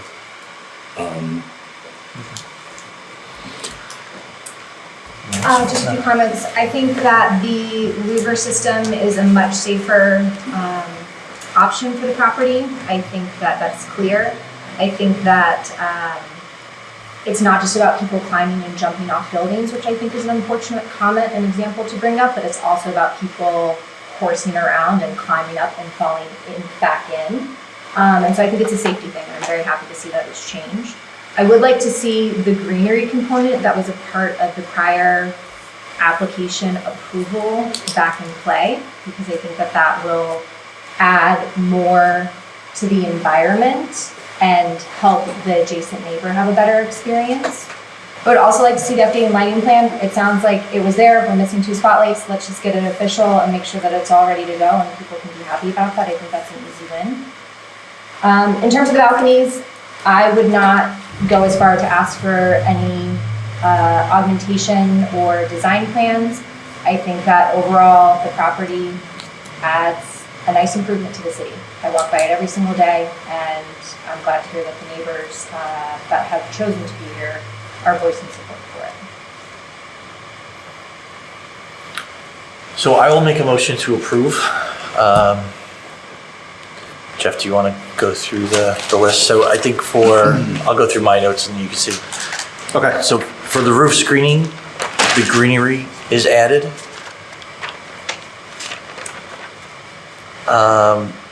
For the turf, provided that Jerry's team is able to provide an inspection and approval for the base.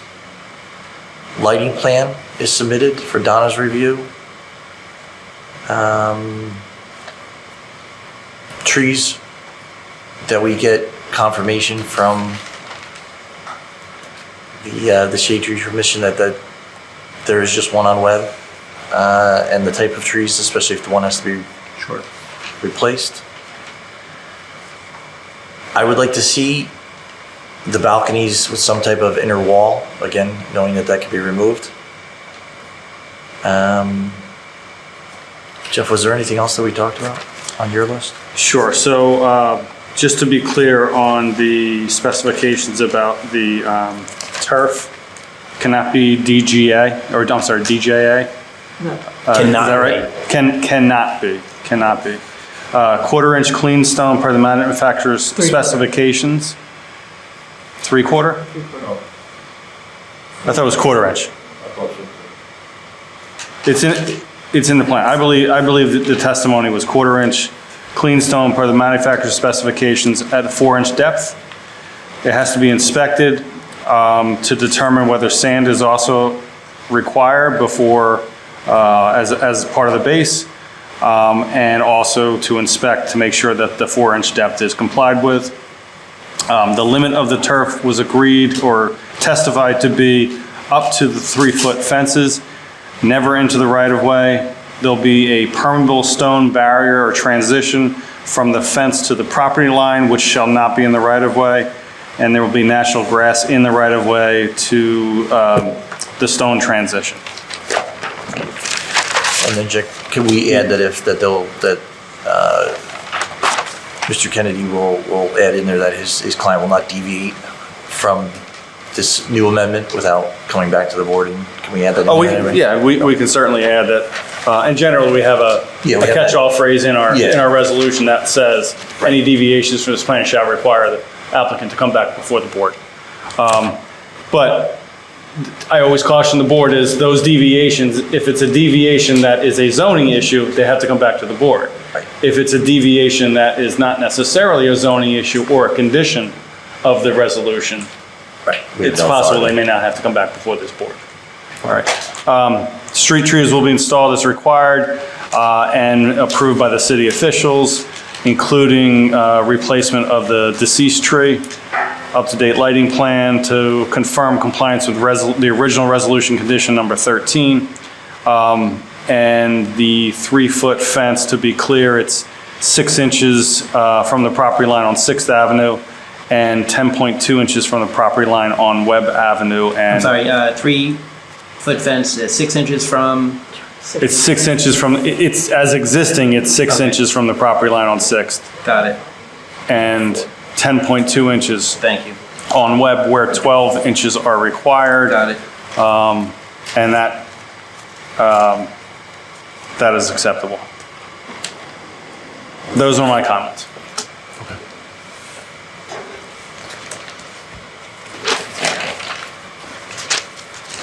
So we have a motion to approve with those conditions. Jeff, can I ask you a question and tell me if I'm out of order? But since there's, just to confirm, since there's 5 of us here, does it have to be all 5 or is this 4? It's a majority. Majority. Okay. Yeah. Thank you. I was second. Okay.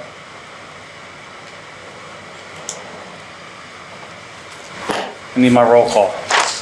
Yeah, we call it wrong. I don't usually do this part. You're doing a great job. Wendy Glassman? No, regretfully, I vote no because there'll be no change to the balcony. Mr. Harris? No. Mr. Lewis? Yes. Ms. Passerini? Yes. And Vice Chair Scully? Yes. The vote passes 3-2. Ladies and gentlemen, thank you for those who voted for it and those who voted. I understand your concerns. I appreciate your time. On behalf of my client, we thank you, and we will do right by you. Thank you, Mr. Kennedy.